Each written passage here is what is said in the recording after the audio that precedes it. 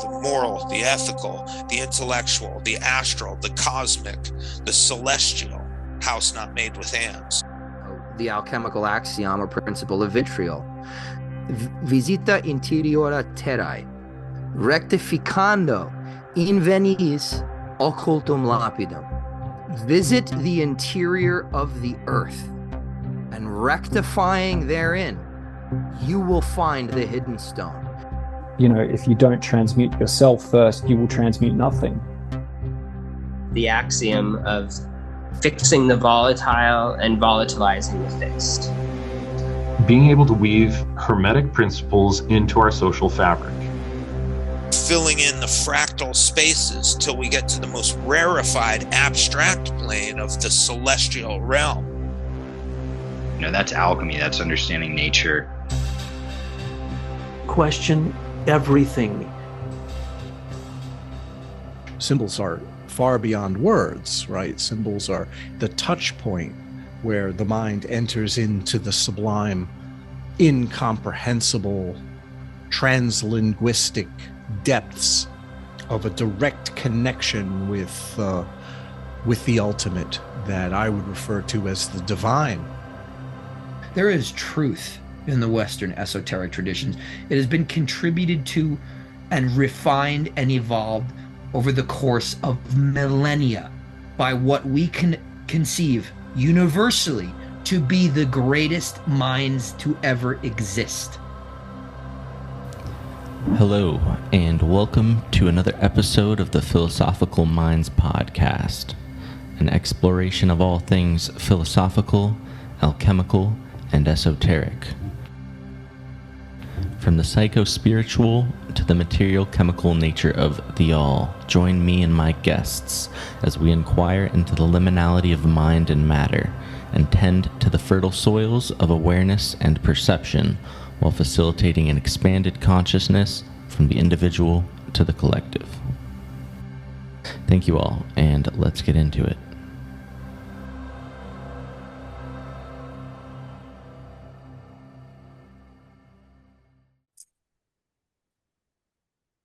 All right. Welcome to another episode of the Philosophical Minds podcast. Tonight, I am joined with David Sater. He's an author, mythographer, artist, and aspiring alchemist.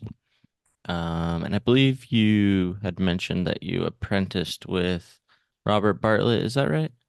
Yeah, that's right. Yeah. Is there anything additional that you want to add about yourself and your background, just for the listeners and myself? Sure. Let me How'd think. you get into all this wild Yeah, we stuff? can go into the slithery depths. But Yeah.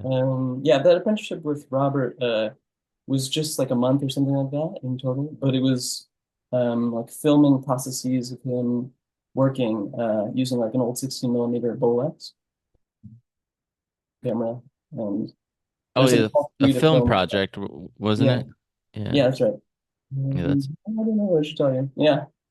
so. Yeah, how did you kind of find yourself just becoming so fascinated with all this wild? I mean, you sent me your book a while back. Well, one of your books, The Bat, and which is pretty cool because it has like a number of different authors in it, and one of the names I recognize, Aaron Sheik. Oh yeah. I was like, Yeah, oh, I admire him very that's much. cool. Yeah. And Yeah.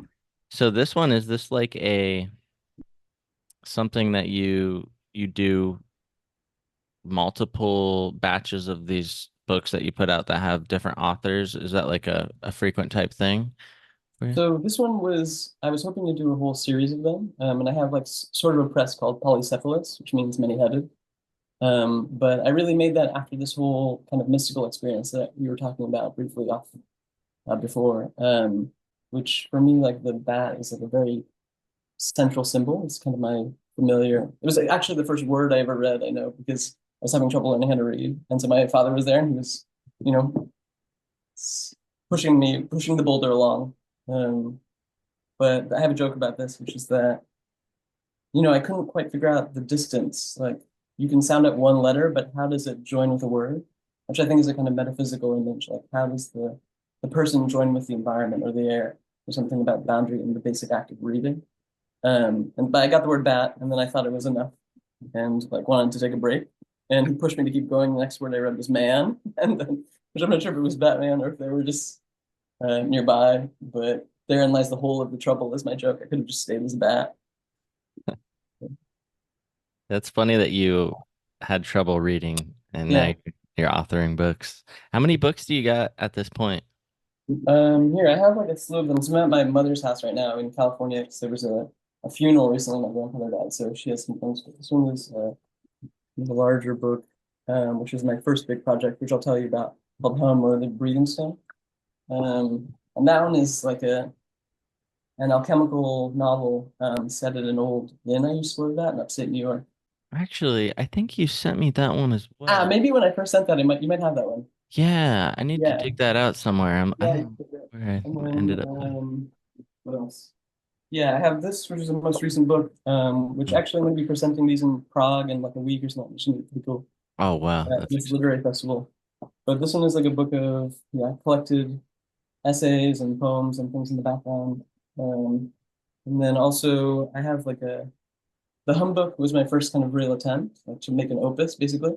And that's the thing that basically like I was cooking up an alphabet of symbols out of the place I was living, which is this like this old wooden inn from the 1840s above the Hudson River in upstate New York. And it has all these eclectic stories to take the house as a kind of alchemical vessel, basically. So, which I can get into that whole story also, or maybe when I tell you about the experience of how I ended up locked away. Um, but then after that project, I made the Bat magazine to kind of also as like a thank you because a lot of those friends kind of helped me during that period. Um, and then I've been working on a new project, which I have to return to the home one, but which is called like Osthenes. It's called The Invisible Well or Osthenes in the Island of Golden Toxins. And so there's a bunch of like smaller editions and things like that. It's like an inch by Wow. inch. Yeah, I know the quality's not the best on here. But Yeah. Yeah, I'm trying to uh, remember if it was the the hum or yeah, if it was the bat. It was one of them I was reading and there was this yeah, really fascinating because well, I think it was the bat actually because yeah. I was telling you where I live, there's a bunch of bats that fly around all the time at night. And so I was like curious about bats. I was like, oh, I got a bat book. And then I went and pulled it out. We started reading it. And I was like, whoa, this is a really cool book. And then we're like reading this passage and it was like, had like a particular time. I don't know if it was like 7 o'clock. It was like, said 7 o'clock and a storm struck or something like that. And then like as we were reading this and then like starts thundering and it starts raining Oh outside. yeah, It's like that's this whole cool. like interesting experience. So I was like, oh, Mhm. this is crazy. Yeah. The experience of like making a work of art with a spiritual intent, basically. It's like that. It's like a process of summoning, basically, especially writing, which is like the most invisible art. It's, the symbols of letters have origins as like glyphs, the Phoenicians and things like this. So like, for example, the letter A, which in that magazine, the cover A is upside down, and it was the head of an ox. Um, and so that's like hidden inside of that, or which is also because the bat sleeps upside down as a kind of metaphysical gesture to sleep upside down in the day.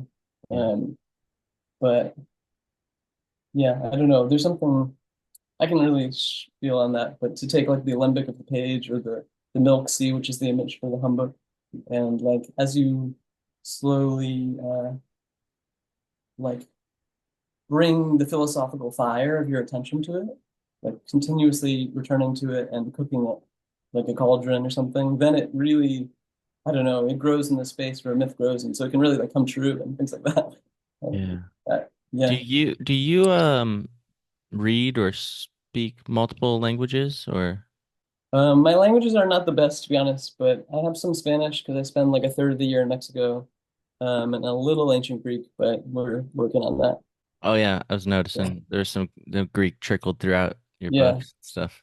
Yeah, I feel embarrassed about that because my father, who's like a playwright, he taught himself Greek after he's like an intense character. He was in college and he woke up one day off campus and his room was on fire and he had to jump to the street basically. And he taught himself ancient Greek with the broken back and all these burns recovering in the hospital. So Wow.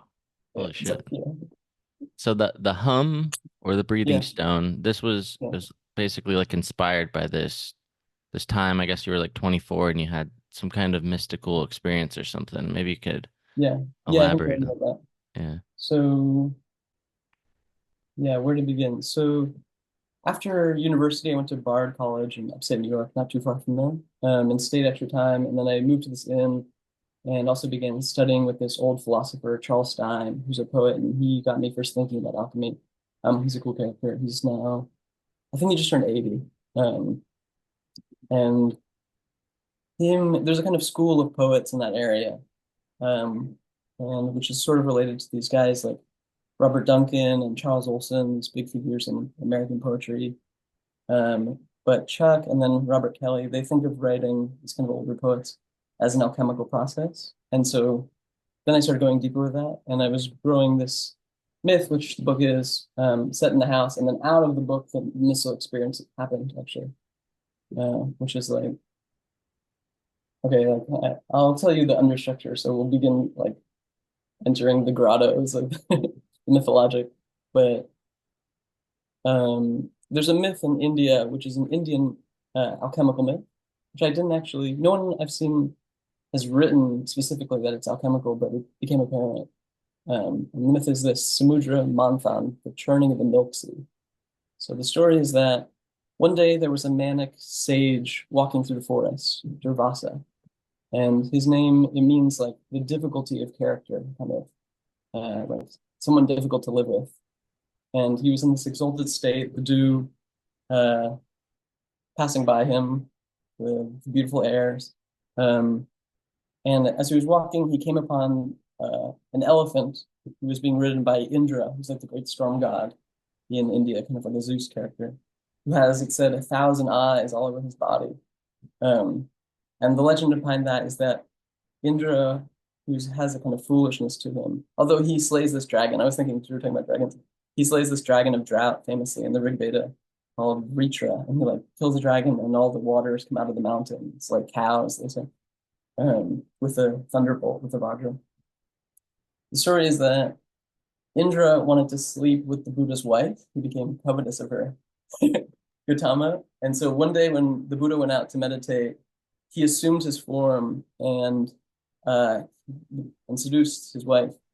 But the Buddha walks in on them and curses him. So Indra has 1,000 vaginas all over his body. Wow. And he's yeah, It's a lot. it's a lot of feeling, I imagine. And so he goes and hides in a cave. But he's like the lightning bolt, so the gods need him. He knew that in the cyclicity of the weathers. And so they turn them into eyes. And so this is this mark he carries, which is both, both at once. I think it's kind of like symbolic of the lightning bolt. Like it's both an eye and a vagina in some mysterious way. Okay, so we have the sage, Durvasa, and we have Indra, and the sage offers him a garland, just for the joy of the world. And Indra puts it on the head of the elephant he's riding, and the elephant, out of some mystery, like knocks it off and tramples it. And Durvasa curses him that the land will be infertile, and neither actions nor plants will come to fruit. And so the way for it to return is that the gods and the demons, the devas and the asuras, they have to collaborate and churn this ocean of milk, which is like a sea at the center of existence. It's like the milk of your attention, or like in the book, it would be like the milk of the page that everything is emerging out of. And the way that they do it is the gods and the demons stand on opposite banks of this ocean, and they place like an axis mundi, a great mountain, Mandara, in the middle, on the back of a giant turtle, Kurma, who's an avatar of Vishnu. They wrap a king of the snakes around the mountain, and they hold on to each end, and they like pull back and forth like a tug of war. And this churns the waters. And as they do this, they change. The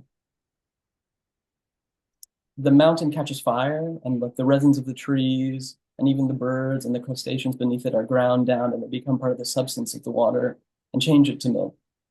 And as they do this, as you would churn milk to get butter, creatures and beings start surfacing out of the sea. So this is also like in the process of making a book like that, to take the serpent of language using like the axis of one's and materia of one's personhood, and like drop that into the milk of the page. And then between the gods and the demons and you, things begin to surface. And so the end of the myth is that the reason the gods and demons who are normally, hold in enmity have agreed to collaborate is because they are not yet immortal. This is how long ago it was. And so they're searching for this elixir of immortality, which is latent in the sea, the Amrita. So you can see the alchemical bent. And so a wish-fulfilling tree emerges, gems, the goddess of liquor, a four-headed horse, the apsaras, which are these kind of nymphs. Eventually, the physician of the gods emerges, bringing the elixir, I think, and also Sri, prosperity. And this is how like the land begins to grow again. But there's one last twist on it, which is that in the final moments, the gods don't want the demons to become immortal. And so Vishnu becomes a woman, Mohini, and he like tries to like pull them away by their desire. And in that moment, the gods are supposed to receive their drops. And among the gods, though, is hidden the demon Rahu, which is the god of the eclipse. Yeah, there's like K2 and Rahu, is there or something like Yeah, that? that's right. Yeah. That's exactly it. Okay. Yeah. And so he gets his head cut off by Vishnu, basically like throws his I don't know, discus or something. And so even though he got a sip, so his head is always trying to swallow the sun and the moon, which like betrayed him in the line. They pointed him out. And so that's the legend. Wow. Wait, so whose head was trying to swallow the sun and the moon? It's this demon Rahu. Okay, Rahu. So Yeah. are those is that related to like the north and south nodes of the moon? Or Oh, I don't know. That's a cool question. okay, because I was thinking of there's I forget the name for them, but there's the tail of the dragon and the head of the dragon. Ah, yeah, the north and south nodes. Yeah. Yeah, So I was like, yeah, that could be cool. Yeah, there's a thing in that story too. Yeah, it's an elaborate myth, as you can see, but uh, the gods hold the tail of the snake, um, Vasuki, which is the snake of Shiva, as opposed to Vishnu, which is unusual. And the demons, they want to have like the pride of holding the head, and because of that, this like blue poison comes out of its mouth as they're doing it, and it has to be swallowed. Um, and there is like something about the polarity and like yeah. So the sense is also that as one is making something, like the things that surface out of it are, even if you don't get the elixir at the end, like these other things come through you and like find their form basically. So it's almost like each chapter of what you're making. And so like this sensibility to that one is not just oneself, but it's possessed by the Tao. Like things want to come into manifestation, suppose, and they like harp upon our sympathies to get there, and this kind of mystery. And so like in the story that I was making, the hum book, it's like set at this inn as a sanatorium, and there's like a sickness on the land. Similarly, nothing will grow. It's kind of after the collapse, but differently. People are living underground and in mounds in the earth. There's like a wolf in the fog stealing voices. It's some magical stuff. And yeah, the search is for that thing. Like if one could heal oneself or find one's internal, become manifest in the elixir of one's possibility, would that also heal the land? In that question. and then so yeah, tell me a little bit about like what sort of mystical experience you were Well, okay, so enduring. yeah, so what should I say? I'll paint a picture for you of the inn. And so it began with me sitting at this round table at this inn in upstate New York, drawing at night. And the house is like, as I said, like from the 1840s. It was built, it's right on the Hudson, which the Native American name for the river means the river that flows both ways, because it's an estuary. And this is the thing in the story too, that the name of the river has been lost. Like, I think that's maybe what a person is. A person is a river that flows both ways, between the mortal and the immortal, or what have you. And the man who built the house was a retired whaling captain, John Outwater, and he built it to make a ferry that ran across the river, which no longer exists. And the legend about the ferry is that there were 6 horses on each side of the river, and they were attached by like a chain to a barge, and they would alternate, which is like something impossible, but fun. Kind of like that churning note. Like, Yeah. and so I was like sitting there, and something very, very subtle happened, which is I was drawing this picture of a dog pulling a sun basically by a thread from its mouth. And I was thinking about this image from Schwaller de Lubitz, where he talks about in the Egyptians, they had a sensibility about if you take like the bird's eye view of a human skull, and you look at the suture lines where the plates fuse, it's almost exactly like the image of the classical depictions of the scarab beetle. Oh, wow. Yeah, this is a very deep thing. And the sense is, the scarab, which is a form of Ra after he dies each night, and the procession of the solar bark is like wheeling the sun, which is both the sun and the dung at once, at the highest and the lowest. It's something very alchemical. And the sense that it's your skull that's wheeling the sun, that's what I was thinking about. Like, it's one's own sight, that's the medium in which this is all subsisting in some way. And so as I was drawing this thing inverted, and I felt like I was having a stroke, which is like, it's the simplest thing in the world, but you'll have to forgive me because everything, my whole way of thinking is like embedded in stories, and so they're like endlessly branching. So you forgive me, you can corral me or whatever it is. But there's a parable from Kafka, from Franz Kafka, in his book The Trial, which I'll read it to you. Actually, it's very short, but Yeah, it's called The Doorway of the Law. Here, I was looking at it earlier. What's the author's name again? It's Kafka, Franz Kafka. Oh, okay. Kafka. Before the law with a capital L, I guess this way. Before the law stands a doorkeeper. To this doorkeeper there comes a man from the country who prays for admittance to the law. But the doorkeeper says he cannot grant admission at this time. The man thinks it over and asks if he will be allowed in later. It is possible, says the doorkeeper, but not at the moment. Since the gate stands open, as usual, and the doorkeeper steps to one side, the man stoops to peer through the gateway into the interior. Observing this, the doorkeeper laughs and says, if you are so drawn to it, just try to go in despite my veto. But take note, I am powerful, and I am only the least of the doorkeepers. From hall to hall, each doorkeeper is more terrible than the last. The third is already so horrible I can barely look at him myself. These are difficulties the man from the country had not expected. The law, he thinks, should surely be accessible at all times and to everyone. But as he now takes a closer look at the doorkeeper in his fur coat, with his big sharp nose and long, thin, black Tartar beard, he decides it's better to wait until he gets permission to enter. The doorkeeper gives him a stool and lets him sit down at one side of the door. There he sits for days and years. He makes many attempts to be admitted and wearies the doorkeeper with his importunity. The doorkeeper frequently has little interviews with him, asking him questions about his home and many other things. The questions are always put indifferently, as great lords put them, and always finish with the statement that he can't be let in yet.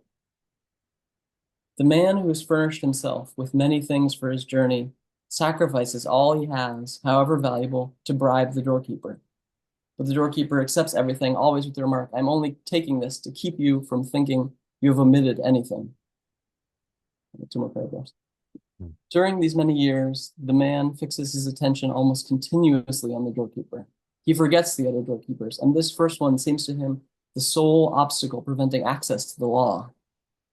He curses his bad luck in his early years boldly and loudly. Later, as he grows old, he grumbles to himself only. He becomes childish, since in his year-long contemplation of the doorkeeper, he has come to know even the fleas in his fur collar. He begs the fleas as well to help him and change the doorkeeper's mind. At length, his eyesight begins to fail, and he does not know whether the world is really darker or whether his eyes are only deceiving him. Yet in his darkness, he is now aware of a radiance that streams inextinguishably from the gateway of the law. Now he has not very long to live. Before he dies, all his experiences in his long years gather themselves in his head to one point, a single question he has not yet asked the doorkeeper. He waves him nearer since he can no longer raise his stiffening body, and the doorkeeper bends low toward him, for the difference in height between them has altered to the man's disadvantage. What do you want to know now? Asked the doorkeeper. You are insatiable. Everyone strives for admittance to the law, says the man. So how does it happen that for all these years, no one but myself has ever come to this doorway? The doorkeeper, recognizing the man has reached his end, and to let his failing senses catch the words, roars in his ear. No one else could ever be admitted here, since this gateway was made only for you. I'm now going to shut it. Hmm. This is the parable. Damn. So, yeah. You have like, so this is in part of his novel, The Trial, which is a very great and mysterious metaphysical thing where a man wakes up one day and he's told he's guilty of a crime. He's not allowed to know what it is though. And he gets like, it's almost like a dream, which he's more and more ensnared of this bureaucratic thing. Um, and actually, I once saw the original manuscript, which is handwritten in Berlin, and they had it out. It's very beautiful, mysterious handwriting. Kafka is, you could do a whole analysis. It's like weirdly, it's too nice. And to get to it, there's this big door that you have to go through, which is like very imposing. And I was like, oh wow, the myth really came true. Like, Something important here, yeah. Yeah. So I tried to like, turn the letters into crows. That was my thing, that was an important symbol for him. But so as I was sitting in drawing this dog with the pulling the sun, thinking about the scarab that I'm talking about, it was like this inversion happened where I passed through my doorway of the law.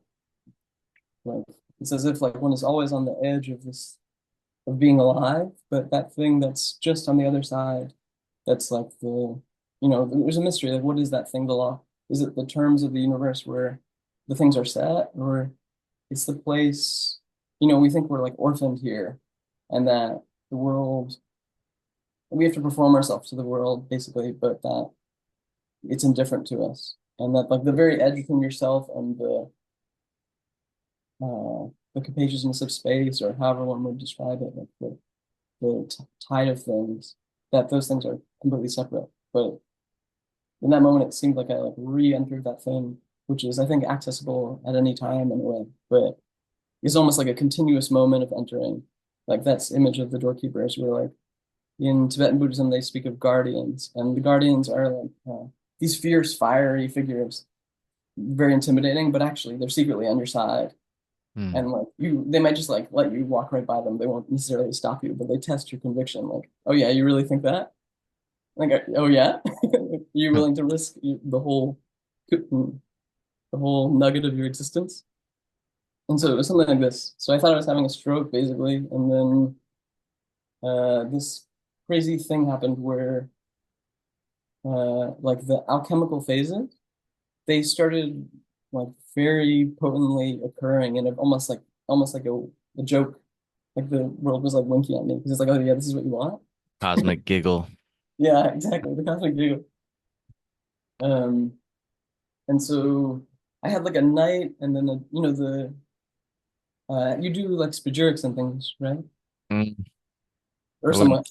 You investigate, yeah. I'm working on it. Yeah, totally. Well, I'll give you forgive me if I tell you things you already have under your belt. But No. so in the schematic of the alchemical model, there's these phases that are the colors. So the first color is the blackening, the nigredo or the melanosis in Greek. Then there's the white, which is the albedo or the leucosis. And between those, there's a secret one, which is the peacock's tail, cauda pavanis, which is like this iridescence, and it means like keep going, like an oil slick, you might see it.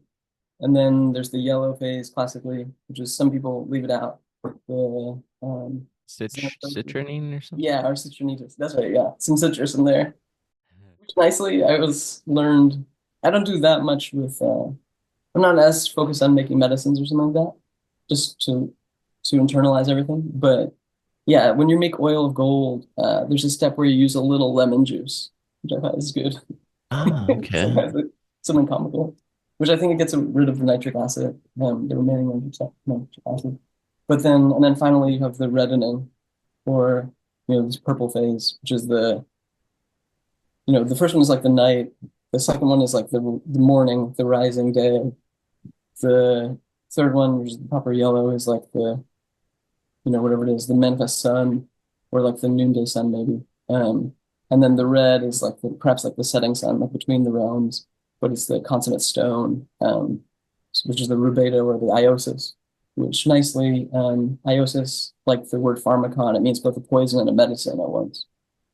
And so it has to do with like the navigation, or like similarly for a bat, the bat is the only mammal that can fly. And if you look at the structure of the wing, which is in this essay, like it gave up its hands to have wings. And so that's my proposition that if you want to learn how to fly, it has to do with this matter, better control perhaps, or the sacrifice of the hand. Whoa, like you have to give up control or something along those lines. Yes, exactly. Like Wow. if you want to, yeah, it's the sensibility is to receive into your wings, like to receive the winds and then send them out again, like guests into your in. And so, as opposed to just like the javelin of the will, like a projection of your sheer intent, it's Hmm. something more subtle. You have to be soft. You have to be sensitive to it. Like gold is very soft, but very strong, ductile. And there's something about that. Like you can pull gold into it's like a thread of a single atom, and it will sustain that. Or yeah, right, exactly that thing. So that's the sense is that during this process, like making this book, the bat is like an important one for me, but it's like you grow this kind of relationship with symbols. And through that, it's like making an alphabet that the world can talk to you through.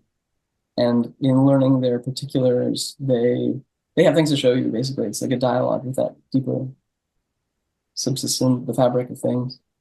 And so that's what that experience was like. It was like after sewing all of these symbols, like slowly metabolizing this mythogenic thing about a space I was in and this moment in my life. I was, younger, figuring out my identity, all that stuff.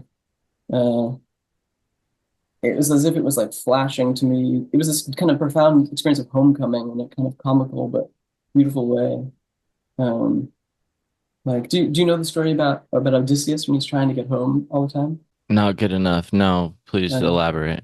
oh yeah, I'll let you in on the mysteries.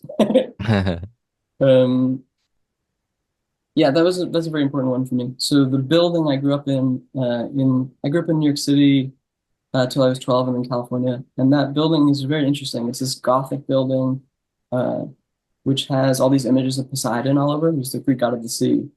And it's kind of like I don't know, the anti-force to Odysseus in the story. So the basic tale of the Odyssey is that, um, well, how does it say this? There were in the classical world, there were kind of like 8 great epics that were associated with Homer, basically, who was this blind poet. But really, it was more like an oral tradition that you would be taught how to sing it, and then you would sing it at feasts or something like that. It was a life. Um, and the legend is also that if you choose this path, the muses make a trade with you, which is that they take your eyes, basically. They take your sight, but they give you vision. They give you song. And so the story of Odysseus is that he goes to the Trojan War, which is the subject of the Iliad, which is this great war where the Trojan horse happens and all that. And it takes him, the war is 10 years and it takes him 10 more years to get home. He can't get home. And the reason is because he offends the god of the sea, which is seemingly like you can make an argument that that's the situation of the person. Like the sea is the tide of, bodies are not so different than waves, actually, especially if you understand them as constituted by perception, basically. So the event Would of this that be like whole, Poseidon? yeah, the Yeah. sea. Sorry, say again. Would this be like Poseidon, the god of the Yeah, that sea? would be like his domain, basically. Like, yeah, Okay. he's the god of the sea, so he has the trident, like the three-forked thing, and he like resides over the sea in that way. He's the god of the horse, mysteriously. Some people think that there was secretly a female goddess of the sea, but that she got they subdued her into Thetis, who was the mother of Achilles, for whatever reason, politics. Um, but basically, Odysseus, he offends him because he blinds the Cyclops, who's the son of Poseidon. Um, and it's like full of allegory. Like they're sailing back and they end up in this cave of this Cyclops who talks and he's a shepherd. He makes cheese, I think. I'm not sure if he makes wine or not. Hmm. And he traps them in there and he's eating them for supper, basically. And they get him drunk on wine, actually, and then they blind him when he's drunk. And they take like a pike of olive wood, which is green and described mysteriously as the exact size of the mast for their ships. And they sharpen it and in the fire, and then which was hidden under some dung. So there's another alchemical thing. And then they blind him. And Odysseus, before he went in there, he tells the Cyclops his name is nobody, no one. Utis is the Greek word. And so then he's calling out like to his neighbors for help, the other Cyclopses and giants. And and they're like, "Who hurt you?" And he's like, "Ah, nobody." And they're like, "All right, go back to bed." But and so yeah, all these things are like I think like so the Cyclops' name is Polyphemus, which means many voices, but he has like the one eye. And it's like this almost like the eye of the world or something. And then it's because of this act that Odysseus can't get home, like he blind the son of the god of the sea. And in that the mass, somehow the mass and the blinding are the same moment. Like the Cyclops becomes the boat or what have you. Um, but there's a legend that there's a mysterious image that it's very hard to find that shows Odysseus in like the bathtub holding the trident, which is like the symbol of his opposite. That this and the sense is that kind of esoteric position, but that Odysseus secretly maybe is the god of the sea, but he's forgotten this. Yeah. And this sensibility that the Cyclops is perhaps his own son. And Wow. that's indicative of a metaphysical position. Like that's the sense about myths that I'm trying to bring also is that the myths they grow between, many voices over hundreds of years. It's like an organic process. Like each one is like a water carving the rock. And it's not exactly authored by any one person, but Yeah. it takes on a kind of quality of knowledge that is extra personal. And you can consult it in that same way. And so also that you can enter into the grounds in which like you could argue that all knowledges are kind of myth, basically. They're Mm. stories. And so you can enter into the grounds where those things are made too. But yeah, this kind of thing.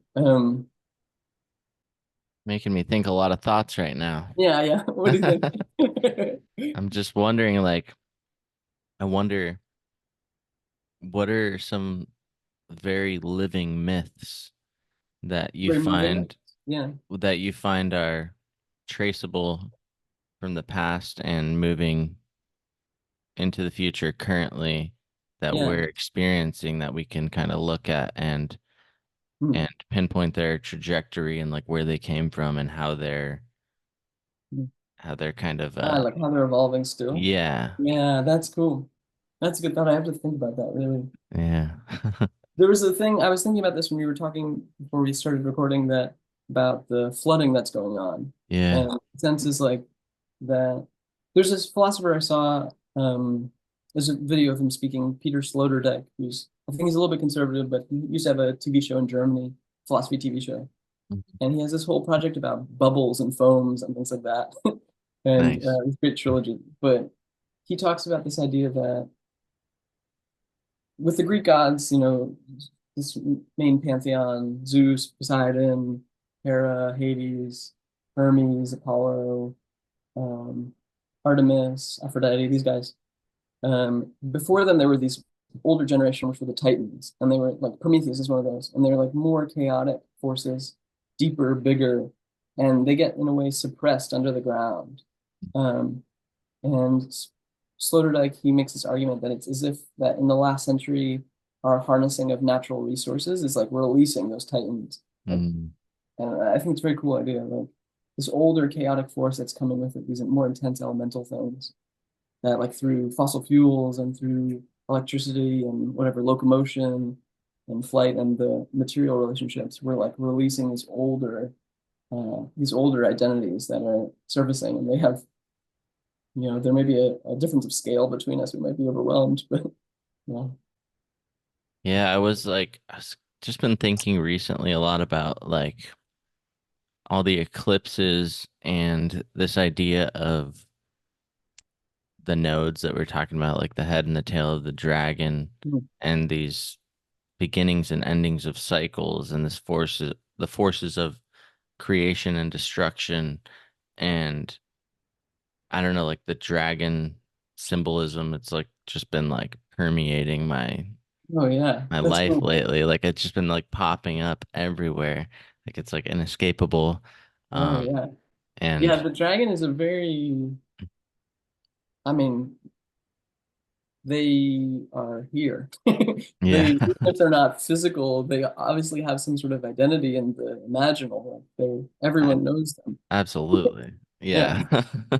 So that presents a kind of mystery to like but there's very beautiful. They present also many different sides. Like for example, in like Norse myth, you have like in the saga of the Volsungs or something like this. There's this dragon Fafnir, who is like the dragon in The Hobbit is based on, for example, which is like someone who like hoards their gold, and then it's like a person that sat on it so long it transforms them into a dragon. Like if you hoard and you don't let go of your treasure, you don't like let the cup overflow. It can like ferment you into a dragon, or maybe not ferment, but mold you, maybe. Versus like the Chinese sensibility, which is like they're like pure elemental, like beneficent kind of liberating forces that are very beautiful. And they have four dragon kings that have palaces under the sea. Wow. The Monkey King, for example, he ends up there, which is cool. And they have like whatever soldiers that are shrimp-headed soldiers, and like the Monkey King Wukong, he steals. No, he steals. He like forcibly bargains to get this. That's where he gets his pole from that can change any size. Which at the time it was in a very big form, I think, in their trove, and so no one thought they could even move it. And they said that it like pounded the universe flat with this object at some point in time, like it was big egg of the universe or something. Yeah, man. I feel like you like live and bathe in symbolism. Like you're like just saturated and like Yeah, yeah. I'm like it's a little bit dangerous even. yeah. Yeah, But it's but I'm like working on that. it feels like you're so quick to absorb and speak about things that it's like I'm trying to keep up, you know what I mean? Yeah, yeah. Forgive me. Also, my I get a little nervous or what have you. No, But no, it's yeah, amazing. It's just really I feel like you have so much in your I don't know, like I feel like you just have accumulated so much data and you're able to make all these connections and it's probably like, one of those things it's like there's so much, it's probably hard to articulate all of it and like, I don't yeah. know. I think that's kind of the question of like how am I going to mature, for example, with that issue? Like how to find your ultimate form and how to properly like But your how not to books, I stagnate. mean, that's like what you're doing with your books. It's amazing. Like Yeah, when I was reading through, I haven't read a lot of it, but your yeah, Archaeus of Water book, I was like, it yeah. was just so fascinating to me to see your writing style and like your elaborate footnotes that were just like your footnotes were just as amazing, if not more, than the book itself. Like I think that's totally yeah, yeah. I have that wretched problem. The it's my footnotes are my best thing, I think, unfortunately, but we're working on that. Like mhm. Yeah, the project. I'll have to send you these other books as well, like the one I've been working on, like this Ostini story, which is more like um, it's more playful in a way, kind of, but it has to do with Chinese alchemy under the surface. Whereas oh cool. the hum So one is more serious and like the imagination is a little bit more restrained. I was trying to be more profound, maybe, or I don't know what. I yeah, need to just like crack the shell open and let all these things in, basically. let me pull something up real It's like quick because set I on a want to mat. ask you a question Yeah, yeah, yeah. about Chinese alchemy Oh yeah. because I was kind of just looking into different things the other day, Oh and yeah. there's a lot of there's a lot of stuff with the Chinese traditions of alchemy that I was coming across. You know, I guess Taoism would be shared with like Japanese too. I guess you'd just say like I don't know if that would be considered like Asian alchemy. I don't know, but like Taoism, you've got of course, and then there's I guess Dan Dao or Nadon, which are like both inclusive of Wadon or something like that. Do you know what I'm talking about? Yeah, I do. Yeah. Um, yeah, I can tell you what I know, which is I taught myself on this one. Okay. But so yeah, classically, or the way people talk about it, there's an exterior practice and an interior practice, and Hmm. that's the distinction between White-on and Nadon. Don Okay. is means cinnabar is the elixir, and yes, it emerges out of Taoism, so it's one of the three Oh, origin places. So yeah, alchemy begins in Greco-Egypt, but really Egyptian, but the first writings are in Greek with Zosimos and Maria Prophetessa and things like that. And that tradition goes into the Arabic world and then into Europe, and that's the history of chemistry. Which now, and then there's the Indian tradition, which is the one I know least well, even though it's that myth I was talking about, Rasa Shastra, Ra Rasayana. Ra did you say Rasayana and Yeah, Rasa Shastra? Okay, yeah. yeah, And which is then like very, mm, I don't know, it really has to do with like sulfur and mercury in a certain way. And they have also sexual practices as one part of it, the fluids of the body. But it's hard to find stuff that's about the actual like the noetic side, the material of the mind and their true ideas. I haven't found that much about it, but maybe yeah. that's next. And then There's there's a book by David Gordon White, which I think is called The Alchemical Body, which is pretty cool. oh, what's the author's Um, name? say it again. What was the author's name?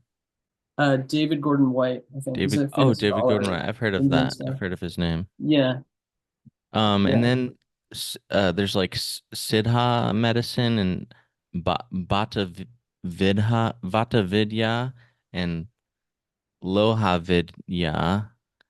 These are like, and then Kaya Chikisa or something. These are some other Huh. Indian alchemical. All right, we're back after a couple of technical difficulties, but here we are. We were just getting into the variations of different alchemies, as there are many. But yeah, one of the ones that I was like recently looking at was um, it was an Indian alchemy tradition or something. I think it was the Lahavidya or something like that. It's like the science of iron in Ayurvedic medicine or something. But there's like this whole, I don't know, kind of school of alchemy that revolves around the science of iron. Hmm. All Oh, kinds, interesting. all kinds of stuff. That's But cool. No, I don't know much about the Indian schools that deeply. Um, I'm trying to think if I have any myths for you about iron, which I do, but it's Chinese. Chinese, Yeah. yeah. So are you pretty familiar with different or are you pretty familiar with Taoism and Yeah, Taoism is the thing I've been studying for some time now, just teaching myself. But basically, the understructure for this book that I've been making, the Ostines story, which is like set on an alchemical ship, basically, is for the kid and the old alchemist in one, is the sense. So there's a witch with her long beard raising some orphans, and like a blue crab who does some tutoring, Estragon. There's like a French teenager with the head of a dog. There's like a medieval clown with bird feet who sleeps under the table and is often grumpy. And they like go through this kind of alchemical progression having to do with the Chinese process of making the cinnabar kid, which is like an image of the philosopher's stone, but it's called the Cinnabar Kid? yeah, the kid, Oh, interesting. the immortal embryo is another name. Is Yeah, it like homunculus related or? it's kind of it has an angle like it's for the interior work, so it's a certain quality of energy perhaps that one is finding, or I mean, there's a saying about the Tao, for example, that um, there's a legend that Confucius came to Lao Tzu, who wrote the Tao Te Ching, and he tells him that he's looked for 27 years for this Tao Lao Tzu keeps talking about, but he can't find it anywhere.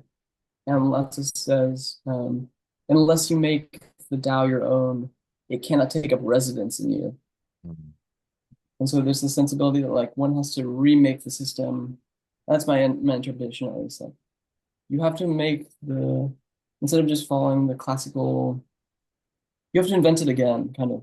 And that way one can find whatever this means to find, for example, the Cinnabar Kid in one, which I take to be like kind of like a philosophical compass of the spirit.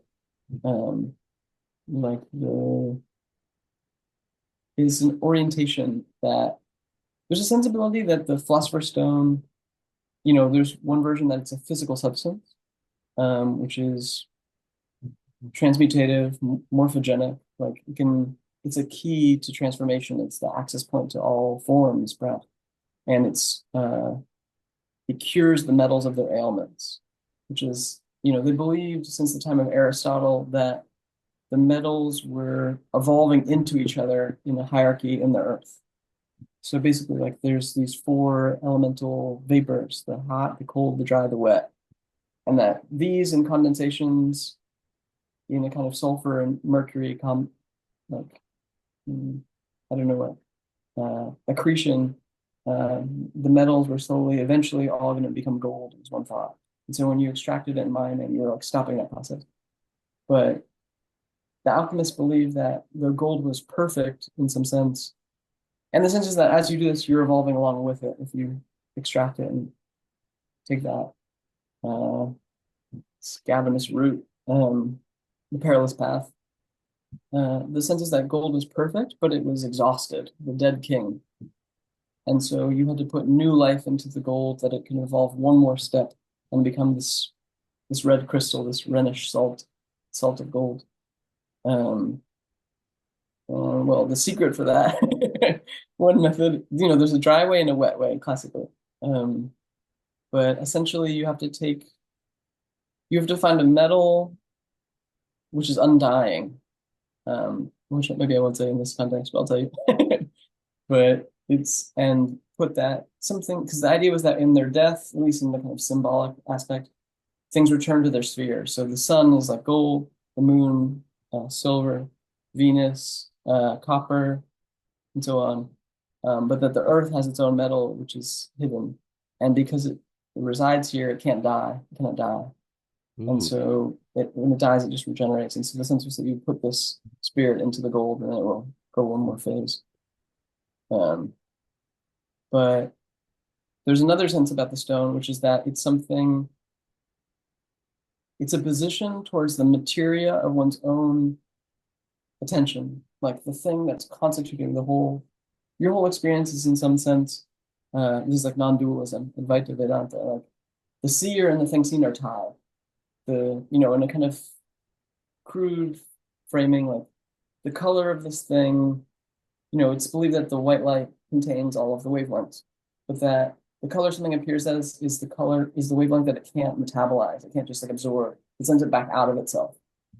And so, but then you house it in that. You house the bottle on the screen. And so there's this collaboration that's happening with your sensation and the multitude of lives that one is experiencing.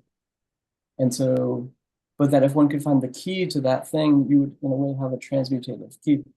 And so in that process that I ended up in the hospital, in my experience, like one dimension, it was something like a manic episode, you could argue, where I became so astounded that this thing was happening. I just couldn't believe that the world might be the way that I would secretly hope it was. It like literally blew my mind. My head bloomed like a lotus flower, basically. I like, I was drawing this thing. I passed through the gateway of the law. I had this night where I found myself like sitting on the porch of the inn, looking at the black water of the river that flows both ways, the Hudson, and saw that I was already looking at this red light that was flashing in the reflection, which was from like a cell tower. And I saw that, which is like, those are the primary colors of the alchemical work. I saw that it was already there. Like I was catching up with the thing. It was as if, it's hard to describe, but like to be on the page, on the exact page already, like finding the thing that you were hoping is in your pocket. Like the stone is already in your pocket. And then at that moment, this ship passed in the water and it had this sequence of colors. And I was like, yeah, the peacock's tail. And then the next morning, in a single sitting in this white morning, I completed a draft of the book, which I'd been working on for like, I don't know, 5 years or more, in a single sitting. And then it began to rain. And there's a page where the word rain appears, but it has like thousands of the letter I. There's like a couple pages of rain. It's been pretty fun, but I don't know. We'll see if it survives. Surfacings from the mill. Um, and I became so it started as a thesis sort of in college, and I wanted to give it as a gift to my advisor, who's a beautiful man, a poet, Michael Ives. Um, but I wanted to give him a gift, and I became in this. It's like as if you sit with the god of death. So, like in the classical image of the Buddha, his final awakening, it happens that he sits under a tree, right? And he gives up the sensibility of the ascetics, which are giving up everything, punishing themselves in a sense, eating like one grain of rice. No, he he just has to sit and find the actual pace of his temperament, like your real time, your actual compass. And in doing that, it's like it starts to like unweave the fabric of the world, kind of.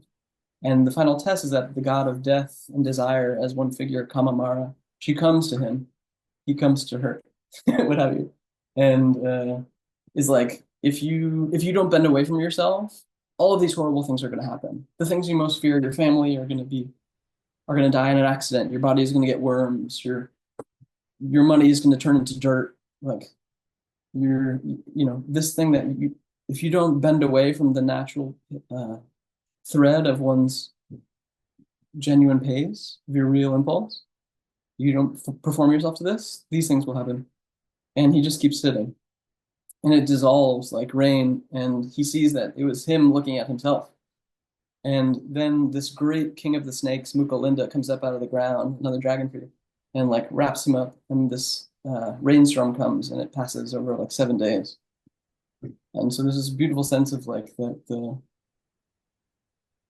if one wants to come to like the very edge of the world, like that subtle seam between oneself and that the self and the other, or like Zosimos he talks about in this white temple, there's a snake wrapped around it, and there's a door, but the door is very hard to find. It's very thin. You need a sword to sneak in. Um, that thing in one as that was happening. Oh, I'll tell you, frankly, like since I was very young, I thought that maybe I would be condemned to a fate where I would commit suicide. I just thought that was maybe my life. Um, it wasn't something that was clear to me, and it wasn't something that I desired. I just thought that. And I inherited this thing, which is that my grandmother committed suicide. I'm glad you didn't do it. We say? I'm glad that you didn't do it. Yeah, well, thank you. Nice to meet you. Yeah, she had Grace. She had been like on, as far as I understand, she'd been like on lithium for 20 years or something like that. And then when she went off of it, it seems like the depression just like slunk in from the corners like leopards, and maybe she felt like trapped or something, and so she took her own life. And my mother was gone actually at the time. I think my mom was 24, which is the age that I think that I was then. I think that's right. And she was told that her mother had just had a heart attack actually, and she didn't know till like I think it was her early 60s, the true story, which is pretty astounding. Yeah.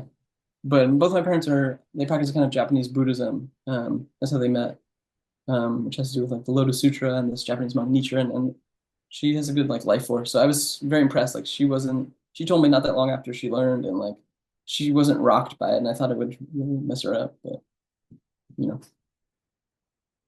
But this was in my mind, definitely. And it's like as when you come to the outer edge of the world, with like these ultimate questions, and like I was like giving each thing up in a certain way. And you sit with that question from the, Yama, the god of death. I saw that I couldn't give up my own life. Like it wasn't worth it. It was as if I was being offered like to become the universe, like to be God again or what have you. Like your ultimate offer. And I saw that I wanted my life more than that thing, even in its whatever shatteredness, or in my general inability to pass through the doorway of the law, like my waiting, or fear of love, or all manner of things. And then I saw that like this like big rush happened, and I saw that I had what I wanted in like this metaphysical sense. It's like to understand that Odysseus is the sea. Like you are the thing that's keeping you at bay from the thing you think you want. Like Odysseus is trying to get home, he has his wife Penelope. He's been gone for 20 years, and then every day she's on. They have like he's like a king basically of Ithaca. Um, he has like a son, and there's like all these young suitors in the house that all want to marry her and become the king. And the sense is not so different from the wasteland of the churning and the MilkSea myth either. It's like this infertility, this thing that's being postponed, but this has a catalog. But because he can't get home, he sees all the wonders of the sea. He ends up in these marvelous islands. He meets these beautiful monsters, the sirens, Scylla and Charybdis, um, Circe, who's a witch that turns his men into animals, into like pigs. But Hermes gives him a flower, Molly, with white petals but a black stem, I think. There's a mystery about what that is. Stops him from turning. And Calypso, which is a good one too. So Calypso, you'll forget my change into sea, but when we first meet Odysseus, he's on this island which is in the very center of the sea, in the navel of the sea, Ogygia, which is like the place where things are hidden. That's her name, Calypso, is like uh, it's like the word like kleptomaniac, like to steal or to hide or something like that. Ah, okay. And yeah, and so the sense is like he's right in the middle, and her father is Atlas, who's the one that holds the world on his shoulders. And so the idea is almost like my interpretation is it's the space between action. Like Odysseus, he's a character that's masterful at manipulating. His epithet, he has like a little adjective. He's this word polutropos, which means like many turning or cunning or deceitful. It's translated. Like he can just like take a form, like take on a personality, or he invents the Trojan horse, for example. He tells the Cyclops he's nobody, and then they hide under the sheep to get out of there, like they become the animals. And so like Odysseus, this one who can turn into anything, like in the navel of the sea, and he's deciding to stay with her and become immortal or go home to his wife Penelope and have a mortal life. And you could understand that as like the very moment that we reside in your personhood. Like before you act in the milk of your thoughts and the navel between the sea of things, like we're deliberating. And yeah. Damn, that's wild. You get to the madness. You like live in the metaphysical space. Yeah, forgive me. I won't take you to the asylum too quickly. No, I can't wait to get to the asylum. But first Yeah, I want to ask you, because when we were talking about Taoism, yeah, I kind of, explored a little bit, and it's really fascinating to me when I'm weighing, the traditional like four elemental system versus the five elemental yeah, system with like wood and metal. And yeah, I like that. I think it's cool, and so I've kind of just been exploring it a little bit, but I wanted to see if you had any like interesting thoughts about how yeah, you thought about reconciling, the four elemental system versus the five elemental, and yeah, what are some interesting thoughts that you yeah. have around that? That's a very cool question. Um, well, in Nadon, which is the interior elixir, right? The organs, they have a whole complicated map of the body, which there's different versions. One, uh, there's a really beautiful diagram from this place, the White Cloud Temple, called the Neijing Tu, Nei Jing with a J and Tu, which you can look up. But it has like this whole interior landscape, very detailed. And the sense is also like the organs each have their own element and they turn into each other, like the rotary of the elements. So the wood of the liver, which also has an animal, the green dragon, like turns.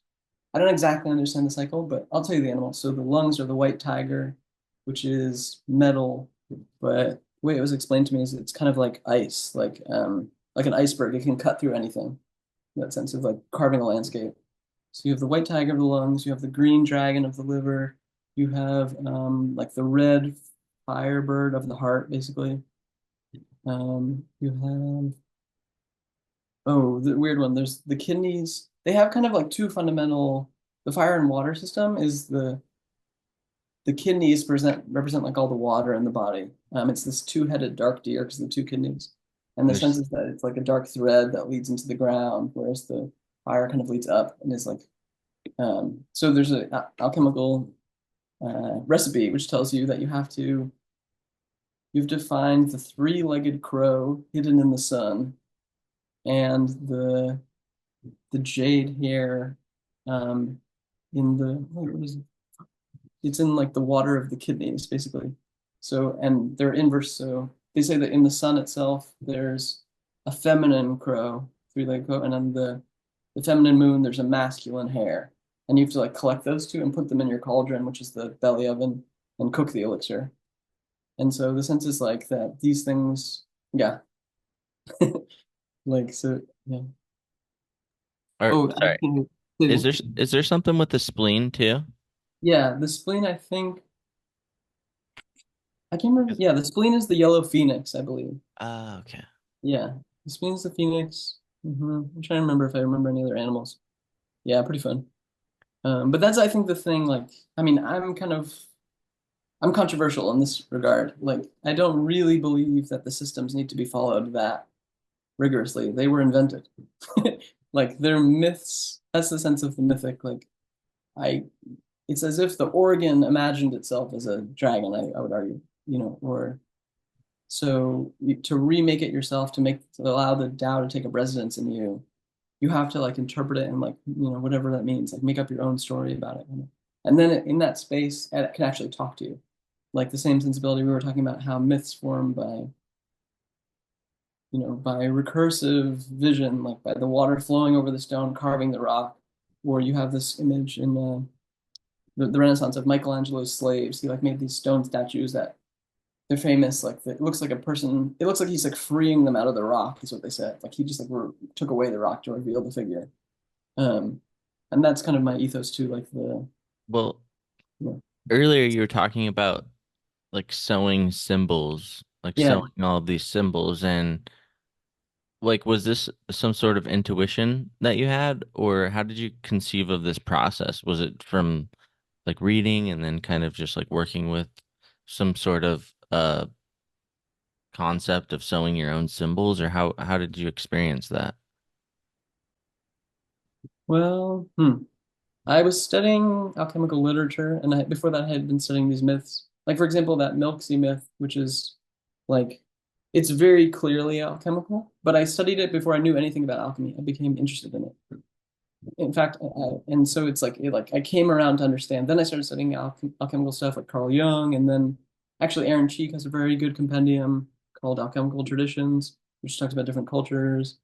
Um, and the thing there's other ones, but I mean something, for example, about Carl Jung to say a word about this because he gets maligned a lot actually by the alchemists, which is they say that he only cared about the psychology of it and that he diminished laboratory stuff, and that's not really the case.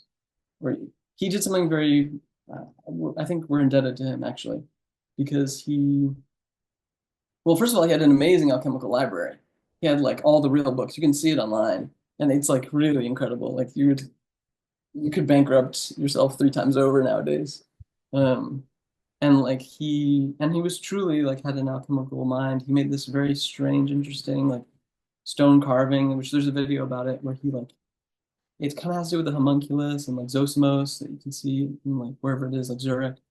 Um, so if you like get that book, for example, Psychology and Alchemy, which I'm sure you might have it, like and you skip the first half, you don't read the dream stuff, which you can if you want, but he did what all the alchemical texts do, which is like they compile them and they like just like put the actual stuff in there and repeat it again. And so it's like a great so like to take all that stuff into you and like let it cook. Um, but there's some symbols, how did it happen? I don't know. I mean, so for example, in this process, well, I like this way we're going, by the way. Like, thank you for letting me drift off through the window and then we come back into some. Absolutely. Yeah, Keep drifting. Do whatever you got to do. yeah. This is So great. like one of the things, I'll tell you two of the things that were like outward signs that were confirming what I was feeling in this mystical experience I had, which was so that book, Hummer the Breathing Stone. The well, the most fun one is that the breathing stone. The subtitle is a term for it was a term of this like, first philosopher in the West, Thales, And Thales says this thing that there's like very few sentences that survive of his. He says, all things are a form of water and everything is filled with gods. And there's like a historical anecdote that he was out like doing astronomy and he fell into a well. Like his head was in the clouds kind of thing. And he named the breathing stone, which is like the lodestone or magnetite. They're like naturally occurring magnets, and so they're the first compasses. Thales named the breathing stone? Thales did, yeah. Oh, wow. Okay. Yeah. And so there's a thing about this in the introduction to that book.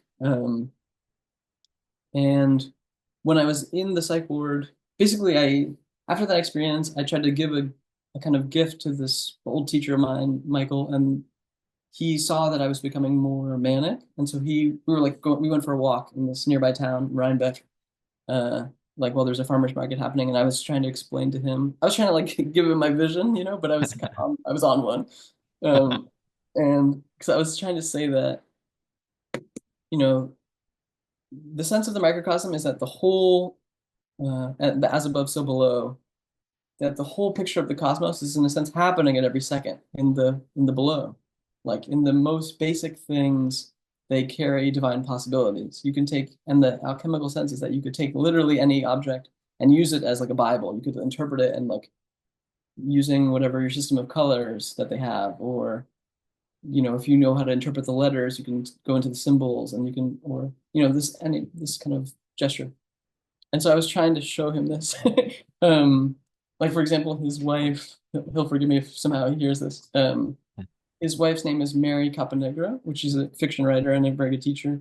And I was on one about names as well. So Caponegro means like the black head, which is like, yeah, that's an alchemical vibe, like the dead head. That's a classic thing of, it's like the thing that remains that seems not valuable, but contains the seed of gold. Like, or in that, like, mysteriously, you could say it even in that Cyclops myth where the stick the pike which he blinds him with, which initiates the drama, it's like buried mysteriously, or it's like in kind of some dung in the corner from the sheep or something. And there's some hint there, or like that scarab beetle, which is the dung and gold at once, or the sun, which is like what could be more valuable than the sun? It makes everything move.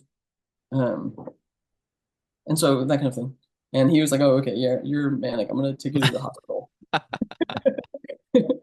And so he like walked me to this nearby hospital, but I was like really trying to. Yeah. So it goes, and I like sat outside, and I was thinking in my mind about my grandmother, who had been on lithium and all this thing, and so I didn't want to go into the hospital. I was like, I understand that I'm in a wild way, but I if this is just pathologized, the actual beautiful thing will just be crushed in there. Like it's true that's one of its dimensions, Mm-hmm. but it's one side of the constellation of what's happening, but it's not the whole story. And if you live in a pathological age, like diagnosis is a kind of binding. You can call it out and then you can dismiss it, or it's a way of, it allows you to control that thing. And it has values, of course. Sometimes you need a diagnosis, but it's like the iosis, like the philosopher's stone, which is both a medicine and a poison at once. If you have to navigate it right. Mm. Yeah, like this. Yeah, there's a phrase that I wrote in a notebook during this time, which is like, "Don't put a bat in the washing machine." It's just like the sense of if I had finally like grew my wings in this process, basically the hand for the wing. Or yeah, Can you um, elaborate on that a little bit? yeah, sure. Why not? Why not put a bat in the washing machine? Yeah. The sense is that the bat knows how to clean itself. I think that's the second half of the Ah, sentence. I remember okay. now. Yeah, There- that's what it was. That's similar to when I was in the psych ward. I got these guys saying, was it apples to apples, dust to dust? They were playing that board game, apples to apples. How long were you in there for? Um, it was like 3 days, but it feels a lot longer. Like Yeah. What was it days. like? Like, what was the atmosphere like? What would like, I mean, I would imagine the energy and like, Yeah, it's probably full of very sensitive individuals too. yeah, Uh, that's true. what was it like? Yeah. Yeah, yeah, that's beautifully poised. Well, it's not so different than that. Okay, I'll keep using all the symbols we're adding. So that sense of the going through the doorway of the law, and there's guardians after guardians, and each is more intimidating. It's kind of like that. Like I had this firm belief that I had understood the nature of the world basically, and I came into possession of my stone. I found it basically, and then you get put into the exact situation which would seem to totally contradict that. Like they test you, like, oh, that's what you think? Of course you would. Yeah, yeah.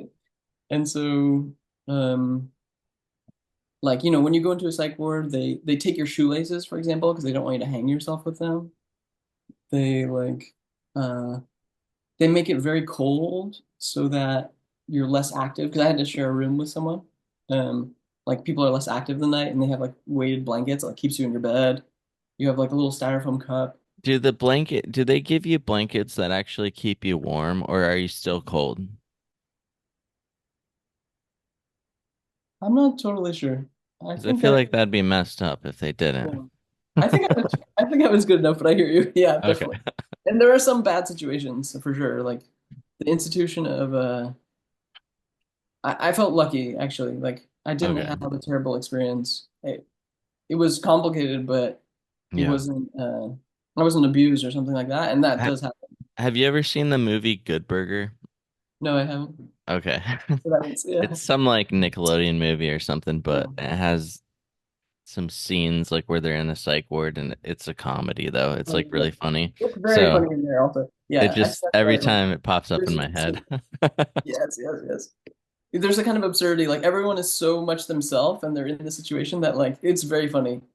Like there was a guy, I had a roommate the second night named Manny, who was like this bigger, older guy who was, I think he was like Puerto Rican maybe. And he was very friendly, but he wanted to start a gym, which was a, oh man, what's it called? Teatro. No. It's like isometric, where you like do your strength like off yourself or something like that. Mm. And he was very paranoid, though. He said this thing to me the second morning. He was like, "You're smiling too much. They're not gonna let you leave." And that like really got in my mind. Like I was like, "Oh fuck, man." And even like he was missing something. I forget exactly. He like didn't have his papers or something like that. And I went to the guards or whatever it was, the attendants, and like asked about that. And he got very upset that I had done that. Like I had betrayed his trust, that kind of thing. So when he left, he had like a like kind of perfectly there was a mandala like coloring book page that was like on his bed. He left it there with like half filled in or something like that. But he was like he like snored like a dragon too. He was like shaking the room. So there was some character to that. And then like most strikingly also, well, two striking things. One, the doctor in there was named Dr. D Materio, which was she was like a Hispanic woman, but that'll get you if you're on that Well, ride. yeah, for sure. What was her vibe like? Was she like a She good was vibe she or was good, I think. She was like, but they really wanted to medicate me, and I wasn't letting them medicate me. how Like do they first, respond to that? Like yeah, what's the protocol? Do they try to like really, really impose their, they is there like. like uh some kind Mhm. of laws around that or like how do they handle I that? think that there is. I think the more telling part also was how I got in, which was that I'm remembering now. I should have said like Michael brought me to this hospital, which is like a walk-in clinic or something, and I didn't want to go in, so I was just sitting under this tree and thinking about not some like yeah, thinking about that Buddhist myth, and there's another myth also which I'll tell you, which is has another dragon in, or has a world serpent. Um, and they basically no one told me that once there's a cause for concern, they're liable. If I left and then got hit by a car, my family could sue them, I guess. And so they weren't allowed to let me leave, but no one told me that. And so I was very reasonable, but I didn't want to go in, so I didn't know that it was like a stalemate. Um, so at a certain point, these security guards, there was like three of them basically, like pulled me in. But I had become very strong. They like said it even, like it was hard to move. And then the doctor, of course, was also named David, who came to see me with Oh like my blue gosh. eyes, which I had been talking You about. kidding Blue me? is yeah, everything perfect. Now you're like, oh, the alchemical mirror. Yeah, exactly. Yeah, chemical marriage. That's totally right.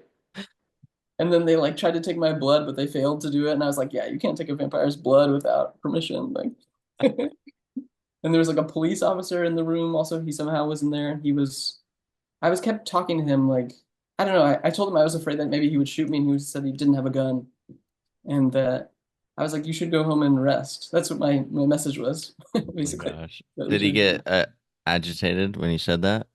he he like slowly came around to my sensibility, I think, almost. Okay. Like I kept implying that like the point of it's a Buddhist kind of angle, like that like we're the ones that are holding ourselves in these strictures, where you're the one that has the key to your own lock Wow. and like that. Yeah. And like how do we just have internalized a certain code of like it's something about performing oneself and this sense of it's the opposite thing of what I was talking about with the doorway of the law. It's like you're stuck outside and you're waiting for permission. But in fact, the person waiting there could enter at any moment. And it's not that clear that any of the guardians would stop him. He could simply walk past through the door. That's the point of it in a way, that you'll never be granted permission. But that without the even the playfulness of that experiment, like to simply step through, take the wager or the risk, Mm-hmm. you'll never, yeah, you'll subsist in your karma, kind of, or what have you. So the playfulness of that experience, was Yeah, part of you intrigued by this kind of like adventure that you were going on? yeah, 100%. I think so. I was definitely wary, but it was not like that's the thing. It wasn't just disproving what I was understanding. Like it was just showing me. It was like, oh yeah, You're you're like, right. oh, I'm in it now. Yeah, we're doing it. Like, totally right. Taking the wild ride. Like the thing that affirmed that the most was that so after I was in that room, they threw me into an ambulance and they took me to a psych ward. Um, but before that, very like miraculously, I have like this beautiful friend, Marion, who's like she's like angelic. And somehow by one friend who knew that I was on one, like called her, and somehow she was in the hospital, and she like really was. Wow. I left the room, I came back, and she was sitting there, and I was like, oh, okay. Then they threw me in there. So in the hospital, in this kind of exalted state, I had like a moment of recognition pretty much with like everyone in there. Like really had a moment with them.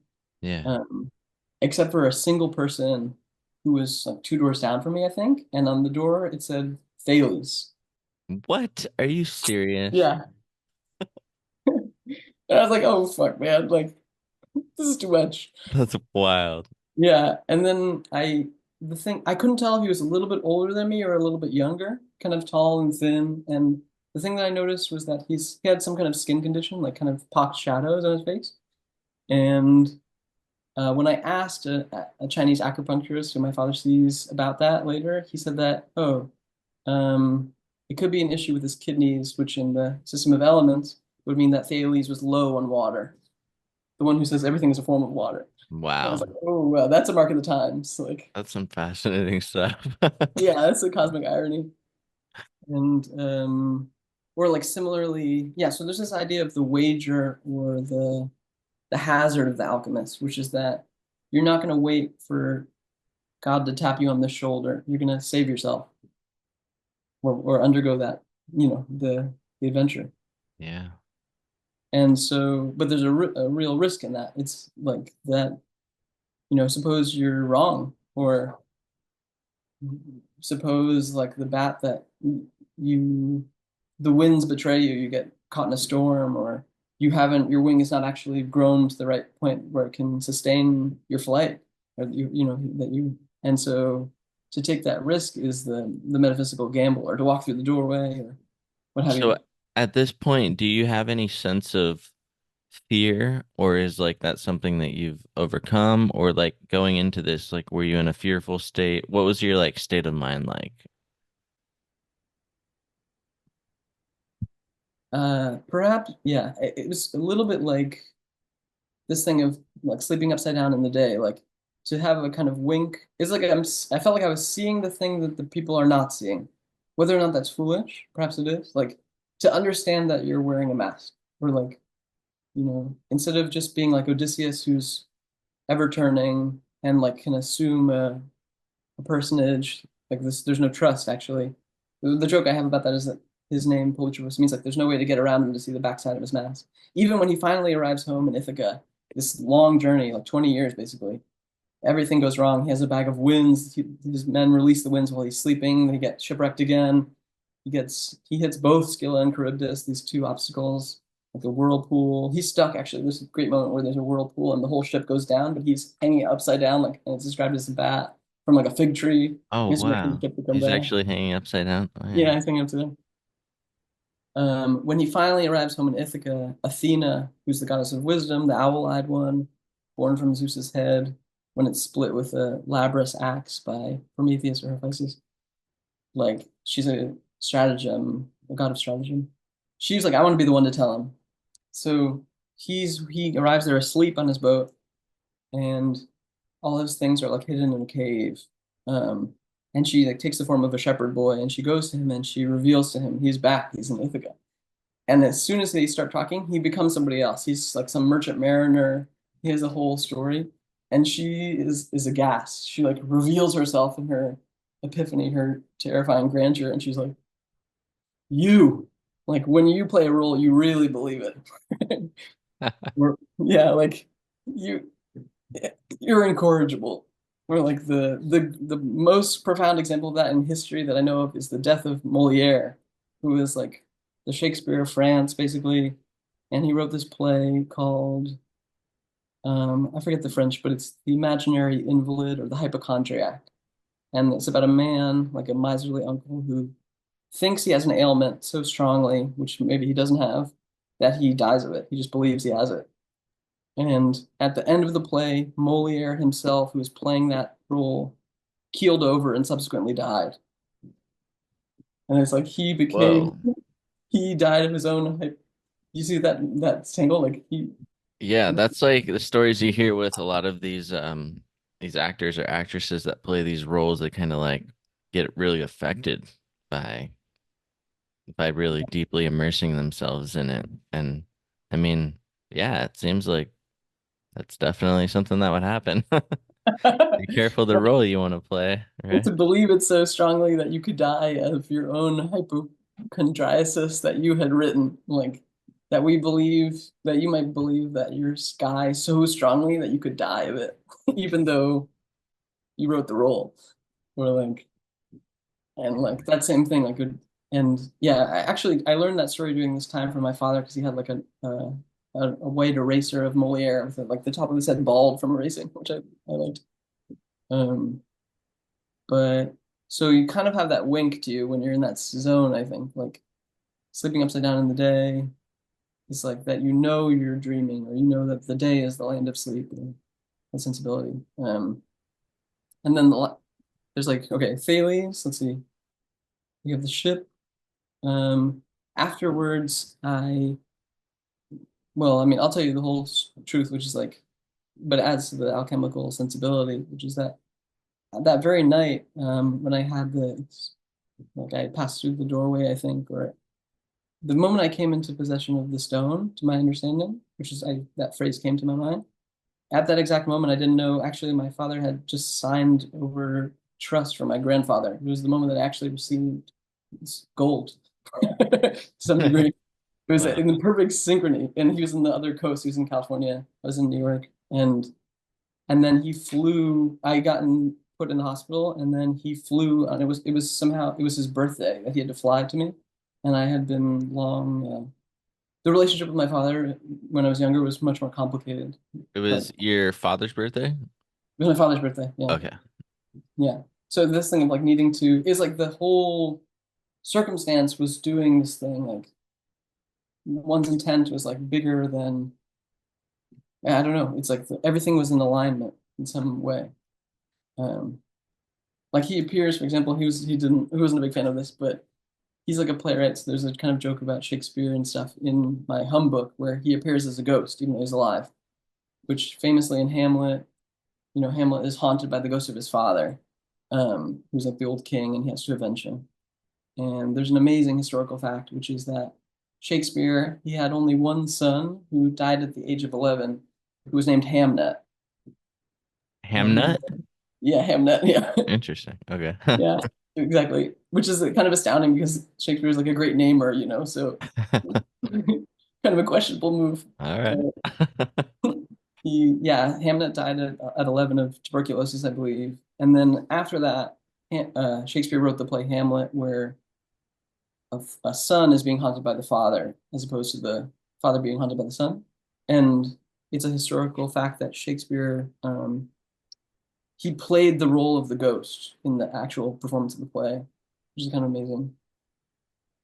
But so I have him as like a Hamletian ghost in my hum book, which my father is a great character, like with this. He had a fire where he taught himself Greek. He has a lot of eccentricities, but he's a beautiful man, complicated, but so it goes. Like so they know, for example, that the ghost is going to arrive before because all these mugs with like inscrutable green and earthy juices and liquids start appearing like barnacles in the corner of the room, which is true to form with him, like revising his plays with all these mugs everywhere.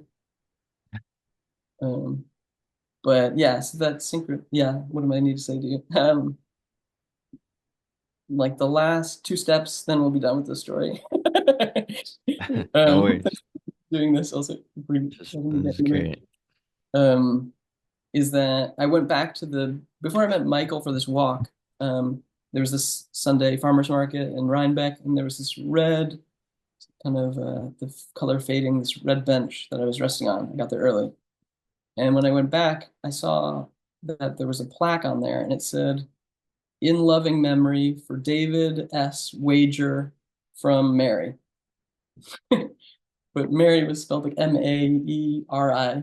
Wait, hold on. Say that again. Who, Yeah, it where, said for in loving memory of David S. Wager from Mary. where did you see this at?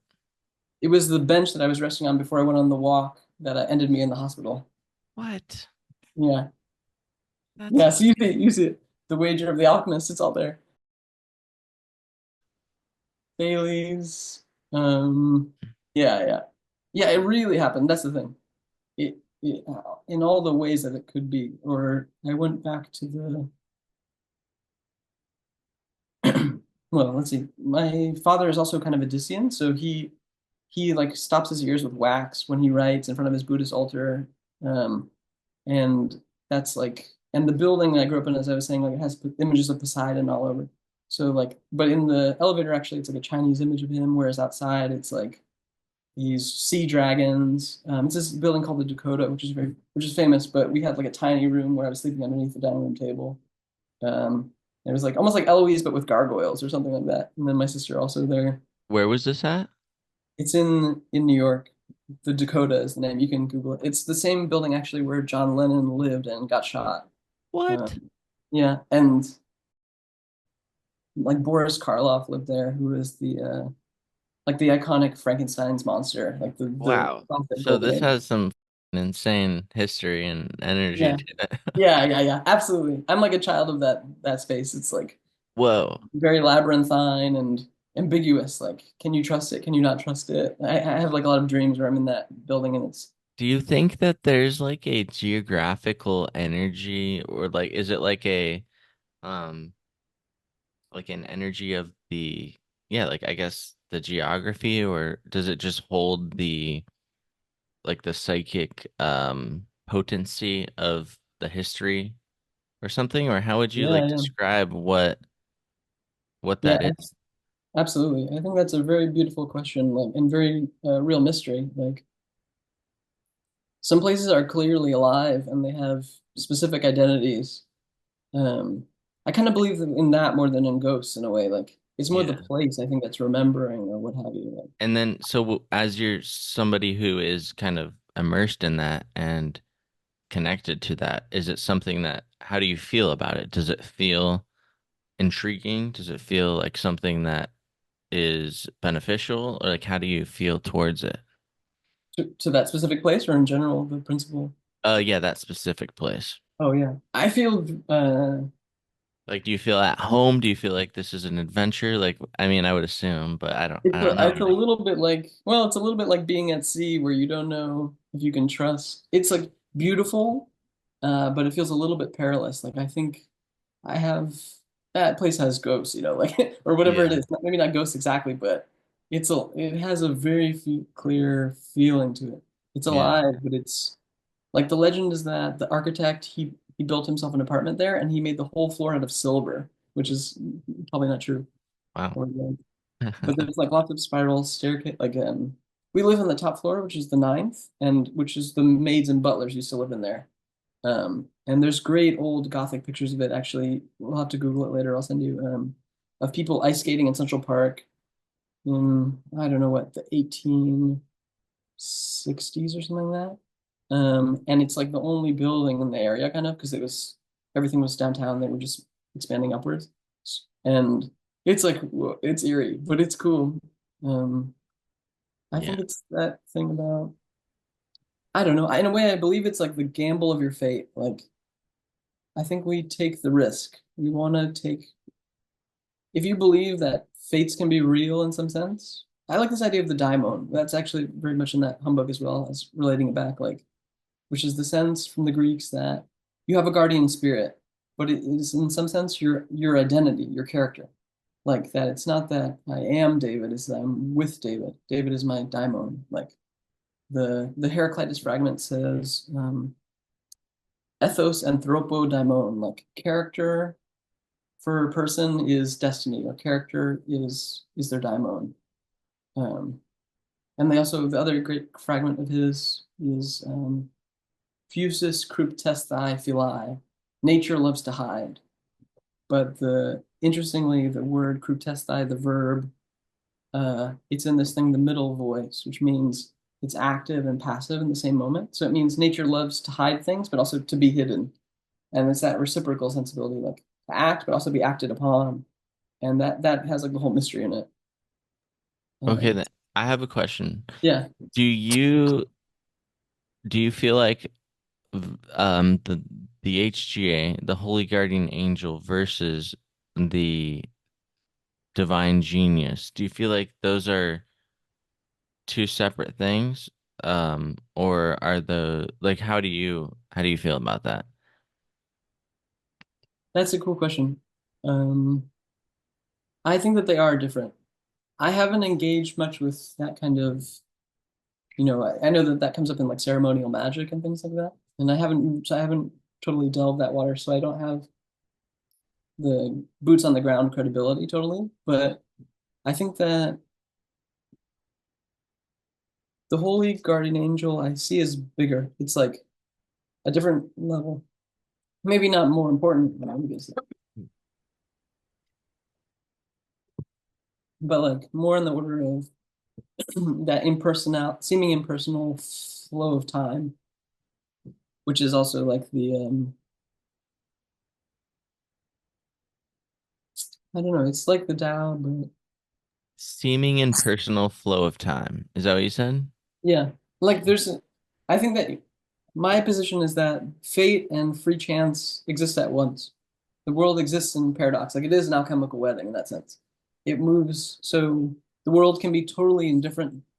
Horrible things happen every day in some regard. People lose their children, which is like really one of the worst things that can happen to you. Or yeah, that thing. But at the same time, you can incur a fate, and that has its perils too.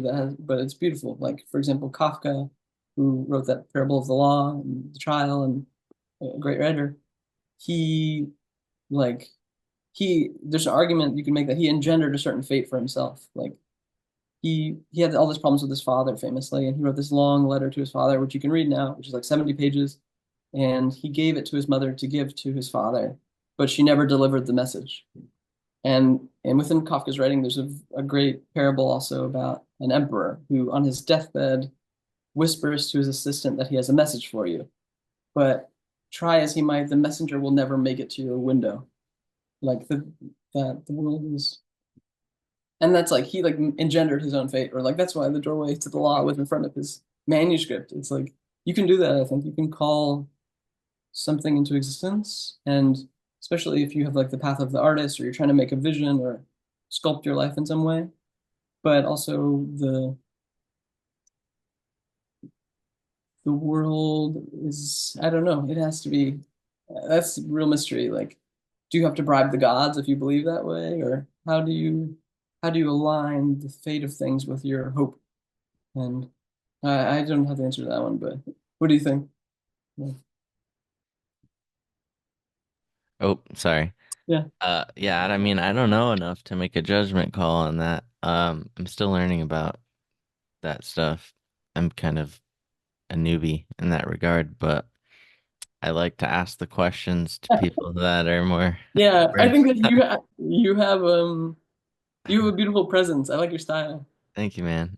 Yeah, I think I could see and I think, that thing, the Cinnabar Kid that I'm talking about, which is like, I didn't explain it that well, but it's a sensibility, it's a position towards existence. And it's, in a way, it's the asking of the question, like you're saying, like all right, I'll give you all my myths, so forgive me. Like, so there's a great myth that has to do with the question, which is the Fisher King, or Percival, which is from the Arthurian legends. Mm. And it's the basis of like the wasteland that there's a famous poem T.S. Eliot wrote, The Wasteland. And the sense is that, as I was told it by a woman, so I actually haven't, I avoided reading it because I wanted to keep that version. So I have a particular version.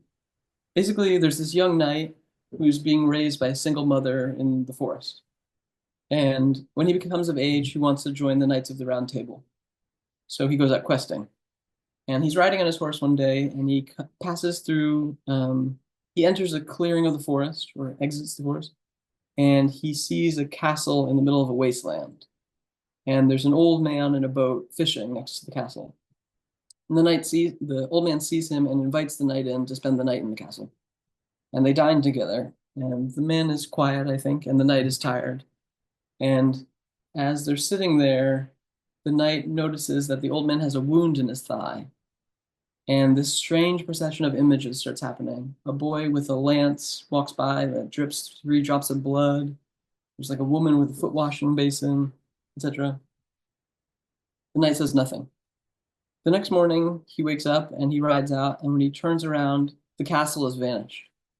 And he keeps going, and he meets this woman on the edge of the forest, and they discover by talking that somehow she's his sister that he never met. She tells him his name. She says, Percival, your name is Percival. Did you meet the old man in the castle? Did you ask him the question? Why didn't you ask him the question? And what she tells him is that that man was his grandfather.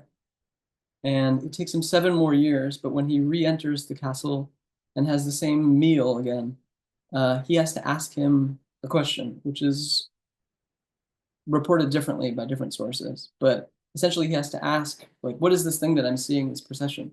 Because one of the objects, this foot washing basin or whatever it is in fact the Grail. But when he asks the question magnificently, it heals the wound in the old man's thigh, and it heals the wasteland that the castle is growing in. And this is the tale. Wow. And so, like, this sense of, that, in a way, we're putting each of these things together, like the passing of the doorway through the law is perhaps the same as the gesture of simply asking the question, which could heal the generational sickness that one inherits, and is also like that MilkSea myth, like is in the land, or Odysseus, whose home is infested with suitors who are eating all of his all of his means. Like it holds that question too, which is about what you're talking, the question about the holy guardian angel versus the genius. Like one's genius being a voice that calls you on, or it's your intelligence that leads beyond you. Like there's a great emblem in the Michael Myers Atalantifugians, which I love, that which is like 50 myths interpreted as alchemical allegories.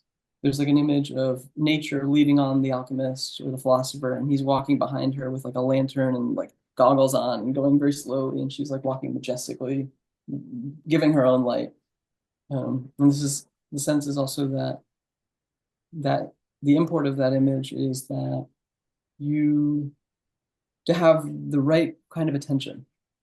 It's like to be like the rationale of the chemist that really sees the details, but also can follow into the organics of the imaginary with it. You don't kill it as you don't presume that you know if it's alive or not, you know, that, or even worse, like Descartes, who said that the followers of Descartes, you know, that I think, therefore I am, I doubt, therefore I think, therefore I am. His followers would famously go in the street and they would like beat dogs and they would be like, what? They're just clocks. They don't have any thoughts. Damn, that's rough. Yeah, yeah, All right, I want to ask you, yeah. how would you just describe if somebody was like, what is the Philosopher's Stone? With all that you've said, like, how would you summarize and articulate? At least I'm just going off of your personal experience and your, Yeah. yeah. How would you describe what's the Philosopher's Stone? What does that mean, or what does that represent? Yeah, that's a great question. Um, there's two ways to address that. There's the kind of historical way of speaking about it, which is to talk about, you know, the mystery of what it's said to be. Like, for example, Nicholas Flamel. Flamel, it's a historical fact that Flamel actually became extremely rich. He was like a bookseller, a rare bookseller, and he like, if you look it up, he funded like a shocking like 14 hospitals or something like that, like schools, churches. He found a way. I'm personally less interested in that, but but so people are bent on that pursuit. Which I'll tell you as a fun fact too. When I was studying with Robert, uh, he showed like we went through one demonstration of a possible of the Flamel path, which is known as the dry way, which is more dangerous because Is well, that one the Jean Dubuis? yes, I think that's I'm not totally clear on the distinction that Dubuis says, but yeah, I think that's right. Okay. And like the dry way versus the wet way. The dry way you can do in a day, it said what you can do in a year in the wet way. But the dry way is much more dangerous. So that's the cost you pay. And there's a great book, The Chemical Wedding, which is a kind of big allegory from the Rosicrucians. Christian Rosenkreutz is said to have written, and that has cool things about that too. Like he's walking this path to the castle, etc. But so in one interpretation of the dry way, the Flamel path, you have to distill liquid mercury, which is that's the big trouble. Well, that's one of them. Like, and you have to do it a bunch of times. So it said that there's 7 flights of the eagle, which is the distillations. And Robert, you know, is really a professional chemist. He really understands it. He's like the true full chemical understanding and the full chemical reception, transmission. And I mean, he makes medicine, so it's a particular path too. Like I'm not on that path exactly, but it's cool to see. Like for example, he told me that he studied crystallography and climate science and geology and a number of things professionally. And then at a certain point in like his 60s, they all clicked, and he said that the stones started to tell him their stories. He could look at a rock and tell you not only what it is, but its whole like life cycle, which I was super Wow. impressed by. That's Like amazing. what a beautiful idea, right? Yeah. That's a kind of alchemical dream to really enter into the conflicts, the voice of nature, like be able to see it and read it and receive it, and to understand it, them as personalities. That's the point too. Like they're a rock is having a life, maybe. Well, I hope so. um, and he had this great, but Robert is also like extremely nonchalant with. He's just like tapped in, kind of. Even you know, it's feels funny to talk about him because he's very public in a certain way, and everyone studies with him. And I think also like there's an exoteric Robert and a esoteric Robert too. Like you can get closer with him and see like I spend enough time I would like to spend more time with him, but I saw enough time to see how he really is. Like for example, he's not that concerned with the Philosopher's Stone. That's not his main interest. He Right. did that stuff even when he was very young, actually. He started those processes, but he's more it's not the thing that catches his full attention. Like he spends a lot of the day, for example, we went out like hunting, harvesting stones, and then he would like catalog them and do things like he makes tinctural things and stuff, but he doesn't really take the medicines that he makes that much, I think, either. I mean, he does, but he's done everything, but whatever. But he had this great method. I was just very impressed also by how seriously he took the mercury when we had to distill it. Because normally he's like so nonchalant. He like really got out of there. Like he had his pipe, but he like dipped and the method, which it gives you like permanent nerve damage is the thing. If it the vapor does, which is the dangerous part, the vapor is. Definitely, yeah. Yeah. But the method he used was very brilliant, which was he got from like a South African mining technique. He had me go and get a baked potato or a potato, excuse me, and like cut it in half and hollowed out like a hole in the middle, and we put the mercury in there with its the Was stuff it really into was it. it Mercury or was it Cinnabar or did you guys start from Cinnabar or did you go straight We Mercury? started with liquid mercury in that case, which I think he Okay. had already done like one flight of the eagle or something with it, or something like that. It'd been distilled once, I think. And we like mixed in the wolf, this other metal, and The antimony. yeah, and we got I'm trying to remember what else. Yeah, there's a couple other things too, like you have to make the I regular. think like keep going, sorry. No, that's right. I think it's yeah, the tartar is in there, and it's the lunar, the Martial lunar Venusian hermetic regulus Mm. mixed with the mercury. Simultaneously or through different Basically, you do it step by step, kind of, Okay. and you grind it up and do it. And yeah, so everyone is there, kind of, in that path. All the metals, personalities. And so he put it into a potato, and then we like wrapped up the potato in tinfoil, like closed it, had like a yolk of that mercury with the mix, and then distilled it in a wood fire outside. And it was like the idea is that it will go into the flesh, and then you can like squeeze it out again. And it's like totally brilliant. Wow. Um, yeah, pretty fun.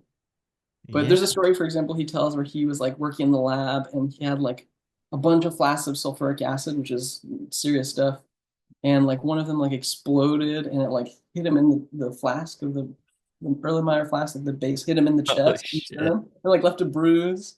He was like, they had to go in with hazmats. He was like totally Oh, unscathed. He had like a small cut on the bottom of his ear, and he had like a bruise in his chest, but it just like a Looney Tunes thing, like got everything else. Like he oh has a kind of shit. blessing on him.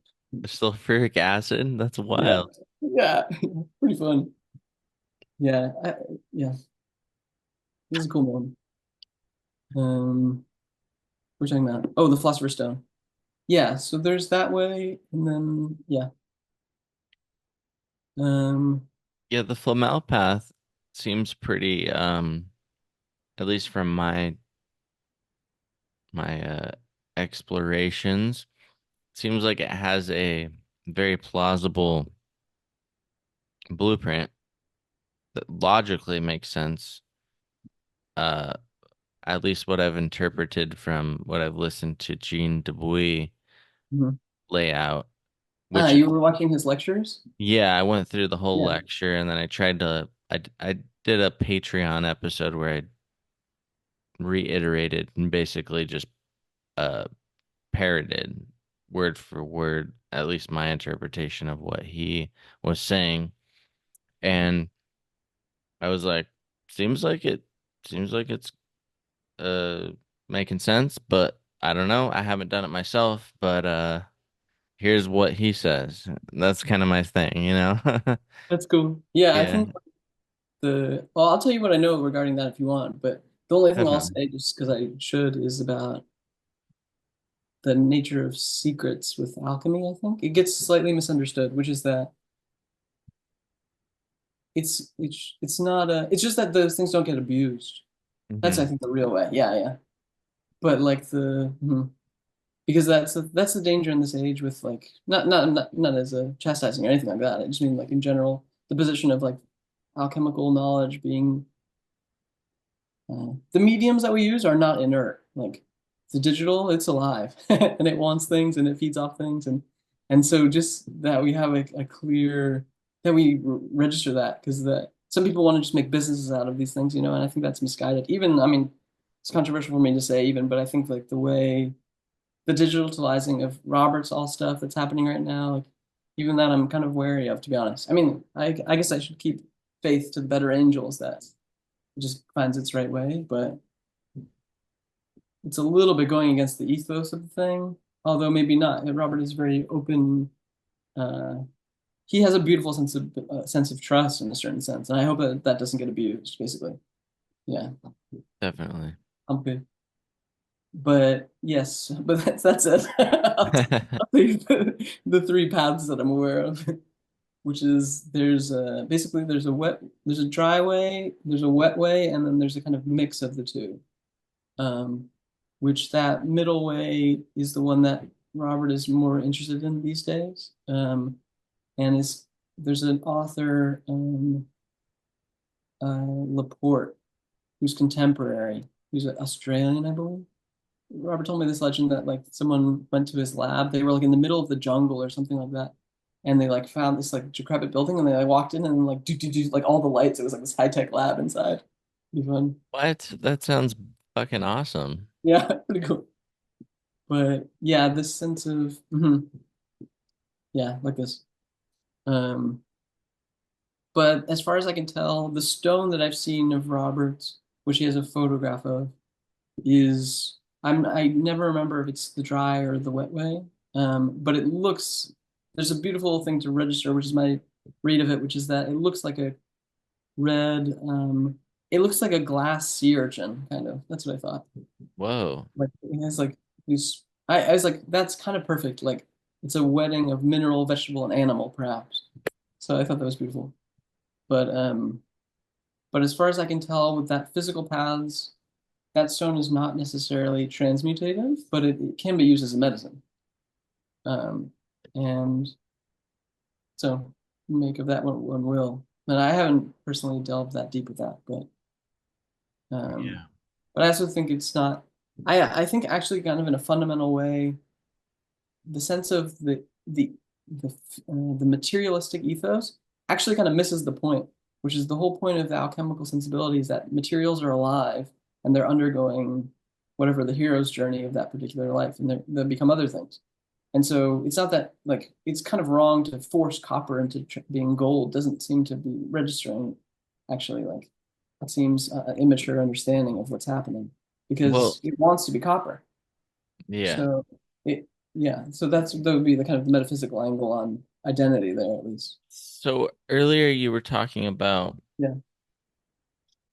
the a particular form of alchemy where a substance is believed to cure the metals of their ailments. Oh yeah.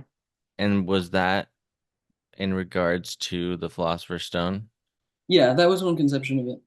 That And it would cure them of their like their leprosies or their impurities, basically. Like they okay. corrode and that So can yeah in theory, would yeah this be like would this be a substance that one would arrive at through various processes that they could then expose to various metals to then be able to have some kind of effect on these metals yeah. I mean that would be in one a way. physical sense, or like can yeah. I think that right. Like there's as we were saying, like there's a physical stone perhaps or perhaps several. I think each of those paths you can make a stone and they're different basically. And some people say like there's a book of Aquarius which has a urine stone. Oh So yeah, yeah. if one goes in for that, which the old riddles of like it's thrown into the dung heaps, like it's taken the material is taken as meaningless.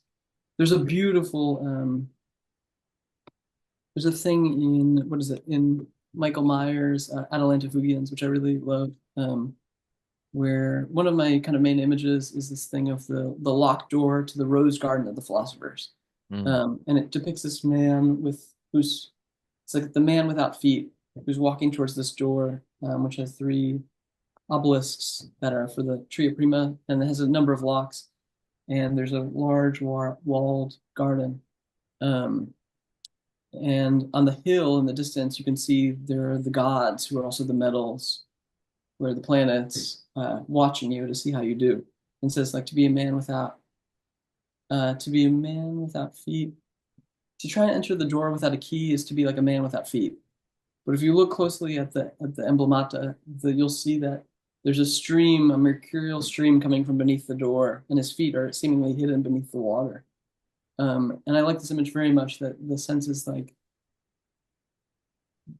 the philosophical garden of lives. That's what I think it is. That each life has a kind of garden, and it's the garden of your works, perhaps, and some are inherited or kept alive. You know, the things you find beautiful and you tell again. Or Yeah, because it's like holographic and fractal. yes, in a certain sense, it is. I think, yeah, and like it, yeah, as each identity is, like that's the great thing of Indra's web, like this image of that each life is like a jewel that reflects all of the other jewels of the cosmos inside of itself uniquely. And so that's the microcosmic sensibility that like if the cosmos is like a vast web or a network or spider's web, and at each point of intersection of the strings, you have a gem, which is a life, a particular. And then you, if you can learn how to philosophically open it up, you can use it like a scrying stone to read the whole text of the world or ask it questions. Wow. Yeah, very beautiful things. And so that's the kind of Microcosmic solve. sensibility. Yeah, microcosmic. Absolutely right. Um, you see like the very classic image of that in the Museum Hermeticum, which is like a great text, and you'll see there like you've seen it before, I'm certain, like this very classic microcosmic image where the sky is opened up and you have the untranslatable name of God, uh, and the Tetragrammaton, and you have the philosopher, the alchemist, the artifacts, who's standing in the middle, and he has, I think his clothing is half white and half black with stars, and he's holding two axes, and there's a tree, there's a forest of trees behind him that are each of are metals. Oh Um, yeah, yeah. And it yeah, has the planetary symbols throughout. yes, it has the planetary symbols exactly.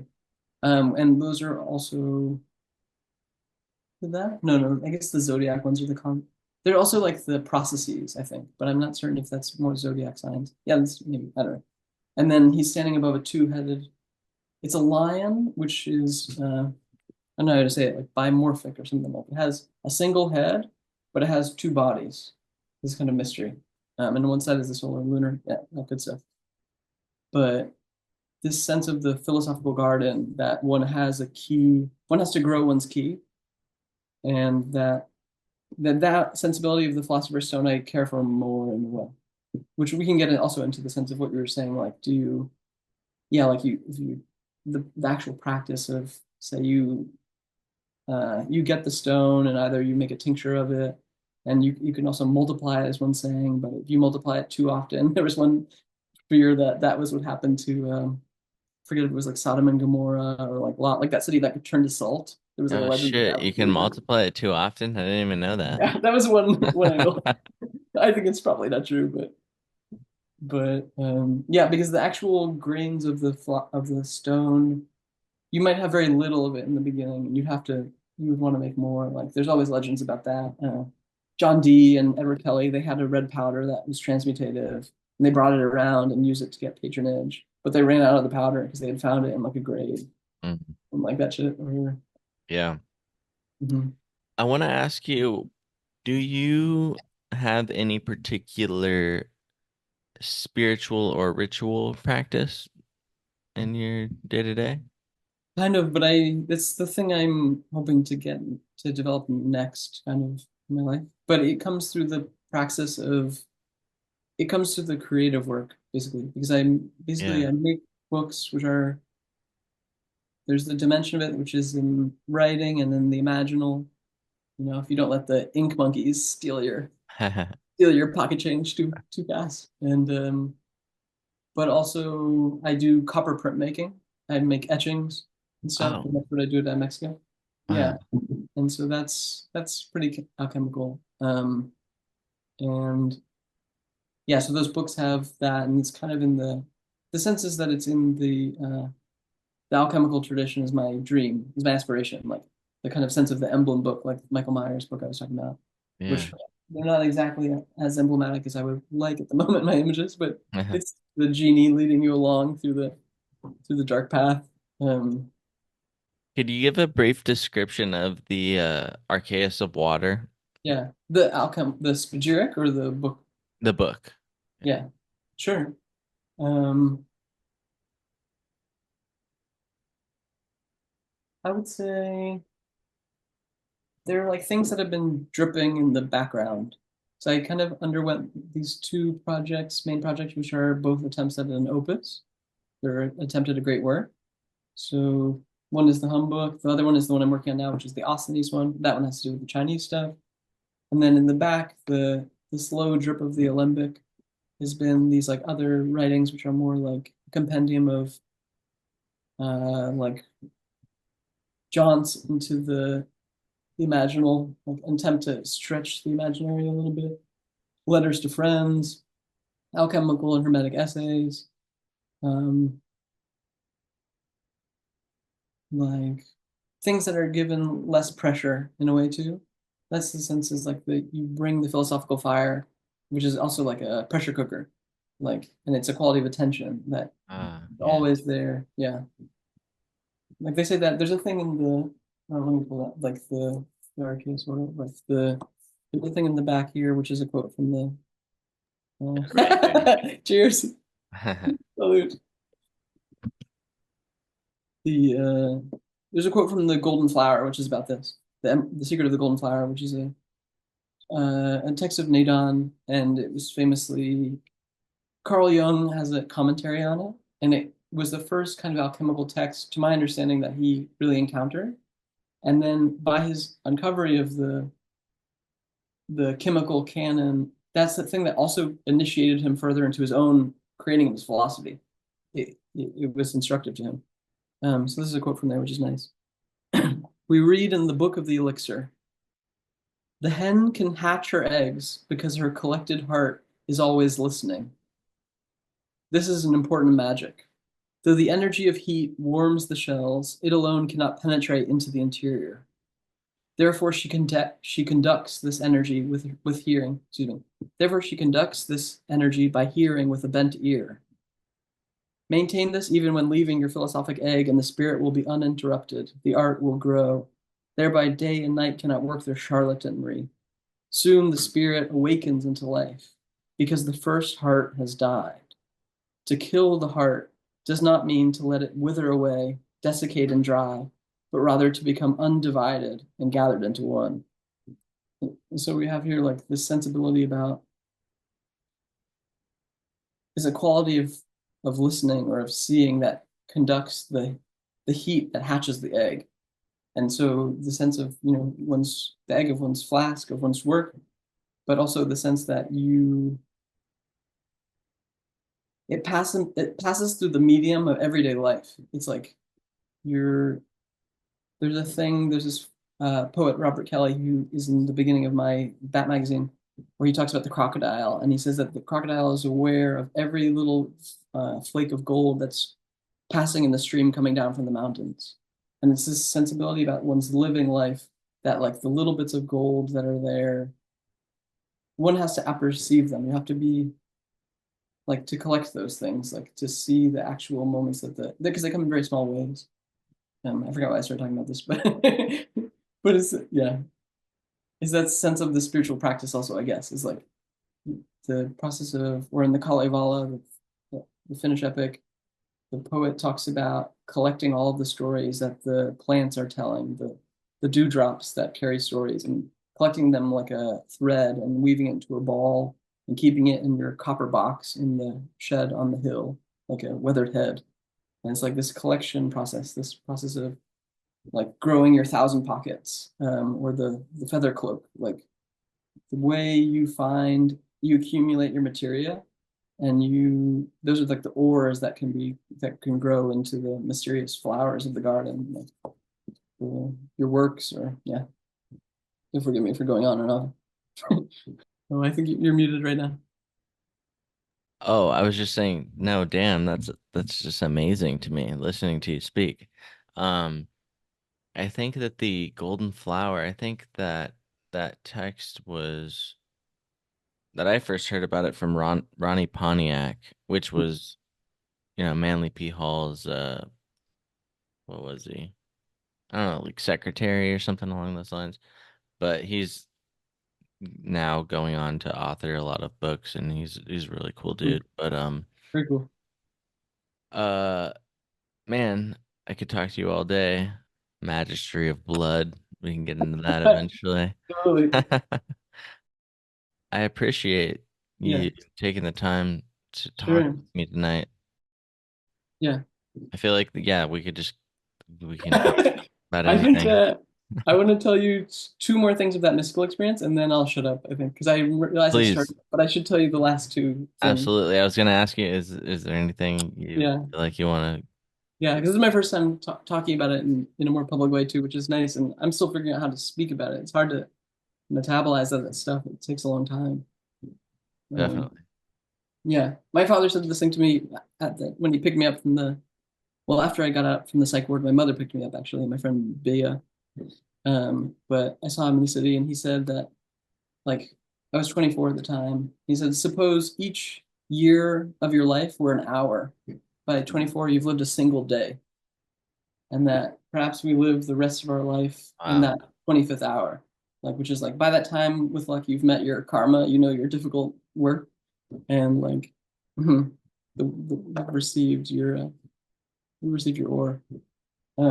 The two things I should tell you, because I have a note here because I was thinking about it, was yeah.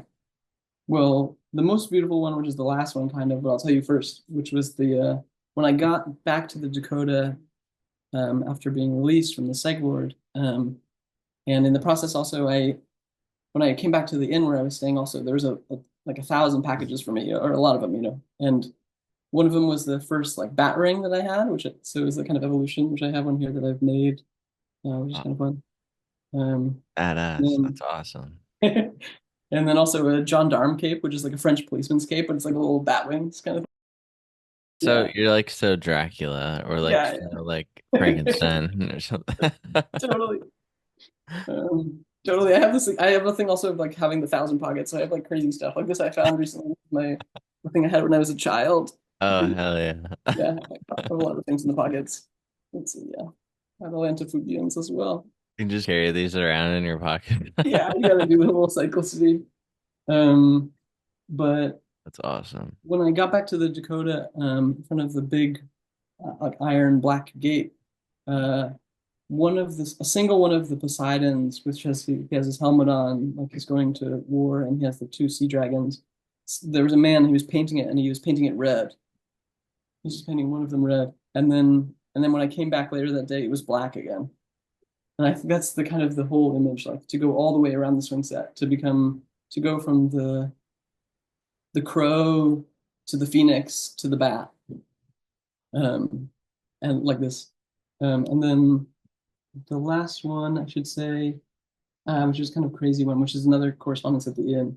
So in the hum book, there's a moment where the residents of the sanatorium are having like a mock civil war in the fog behind the house. There's like cannons and madness and stuff. The most chapter that's like an asylum, I guess. And Hum, who's our protagonist, which is like my daimon dropped in little into the book, which before that he has to return over the river, and he summons a wind and splits it in half like an androgen, and so it but separates it so that it can't be. He seals it so it can't regain its form, so it becomes like a wind chariot basically, spiraling around each other. They're trying to find their consummation, their homecoming, Knossos, and he pours himself like a vapor into that and uses it as a vehicle, but it's too chaotic and he crashes into the river. And out of this like uncertainty, which is also a question of identity and ambiguity, like out of the fog inside of him, kind of this creature has grown, which is the thing that's been stealing everyone's voices, which is a thing from Pliny the Elder, which is called the Lucrocata, and it's like the child of a wolf and a dog. It's said that it can like lure farmers into the fog. What's it It has, called? say it again. What's the name of it? It's called like a crocata or a lucrocata. Crocata. Okay. With C's. Yeah. It said Okay. that it's from, there's one version that's from Africa and there's another one that's European, I think. But it's also kind of like the wolf, which Pliny tells us that if it sees you before you see it, it will steal your voice. So it it has like it said that it has like 1,000 different variations of colors of eyes. It alternates sex each year. It lures farmers into the fog. It digs up the dead. It's this kind of creature of the ambiguity. And I gave it the voice of someone who bullied me when I was young, this guy Joseph. Wow. And so it speaks to him and it tries to get him, but he tricks it into trying to steal its own voice. He has like a peach pit Fuck, and he fuck wraps it that in. guy. Fuck that guy Yeah, that bullied you. yeah. Thank you. I appreciate that. Sorry, go That's on. fine. No, I understand. That's the important roof work right there. That's the beautiful shingle. Yeah. Keeping the shingles from leaking. Yeah. Yeah. And it gets tricked into trying to steal its own voice basically and lured off. And when I came back to the inn, I heard a story from Tim, who's he's the innkeeper. He's like bald in the middle, but wild hair like a juniper bush, like suspendered, kind of short. He's the only person that ever spanned the river because he inherited the burden of the ferryman, is my theory. Always in trouble with love, always escaping him. And like even ran away for a year and left like a Soviet lawyer in charge, Igor, who like tried to like drive out the longer term residents of the inn and would string up dead deer from the magnolia tree and back and was fishing out of the river. So he like went mad with paranoia basically. That's one of the chapters in real life. And then but he told me that he had a pet when he first came there, which was it was the child of a wolf and it was a timber wolf and a Labrador. And it was named Josie and a woman, a Seneca Indian, Alice, had given it to him, and they had drowned the six other pups, but she stole one away. Um, and when Tim inherited the house from this woman, Josephine, who was this Italian opera singer, and they basically got married when she was 96 and he was 40 because she wanted to give him it, but he wouldn't be able to afford the taxes. Damn. Amazing legend. I think it was snowing that day, and so we have Josephine, Josie, and Joseph. And the crocata that he owned, wolf and dog, it tried to tear the skin off the neighbor's dog by the nape, I guess, which is not so different than trying to steal someone's name or voice. And so he had to eventually put it down. Although it was said that it would break through the windows and it would come back like weeks later covered in feather with like bits of blood on it and stuff like that. And it would like always howl when it heard the fire sirens and like try to get to the highest place in the room. It was pitch black. And so he like had to put it down and he carried it across the river, up the Catskill Mountains with it on his back, like weeping, and buried it in this copse of pine trees. And he said that as he was walking, like past some tourists going the other way, and they were like, it blew their minds. So he was like weeping, carrying this wolf on his back, like, and a shovel. But that will be the last one, I think. Mhm. Like the story is as if the thing that I had hoped was true that was already the case. Like the myth that I wrote out of that place, as you were saying about places being alive. Always already the case. Yeah, I was already. So we like come shimmeringly into the stone that's already in your clutched in the palm or like hidden in your armpit or like tucked in the shoe somewhere. Yeah. That's amazing. I love talking to you. I just want to hear more and more of what you have to say because your mind is so fascinating to me. So yeah, thank you. Is there, aside from that, are there any additional points that you want to hone in on and uh and drive at or I can let you be free for now. The only thing is that if I'll just say, since if you're going to post online, that it might be later than this, but I'll be in Prague and in Amsterdam. Like I think it's the 10th of October, very soon, and then I think the 14th in Amsterdam, doing some readings with some friends. This duo of artists, Khan and Selesnik, who are fun, and they have cool costumes worth looking up. nice. So Let if me know anyone's about around, that. I'll yeah, post out about it. yeah. Um, how can people find you online if they're interested in your books Sure. or if they want to find your books, how would they Yeah. go about purchasing them? I think the best way would be if they're willing to sell their soul to come to Instagram, which is the easiest way to find me, which is like at dastardly underscore DS, and or davidsader.net, which you can, I think my email is on there. And I would, is a philosophical snail. Yes. Beautiful. Thank you Yeah. so much. Thank you so much. It was a I really blast. appreciate it. We'll definitely have to do another one. We've got Yeah, let's do it. a lot more to talk about. Beautiful. All right, man. Until next time. Beautiful. Have a good night.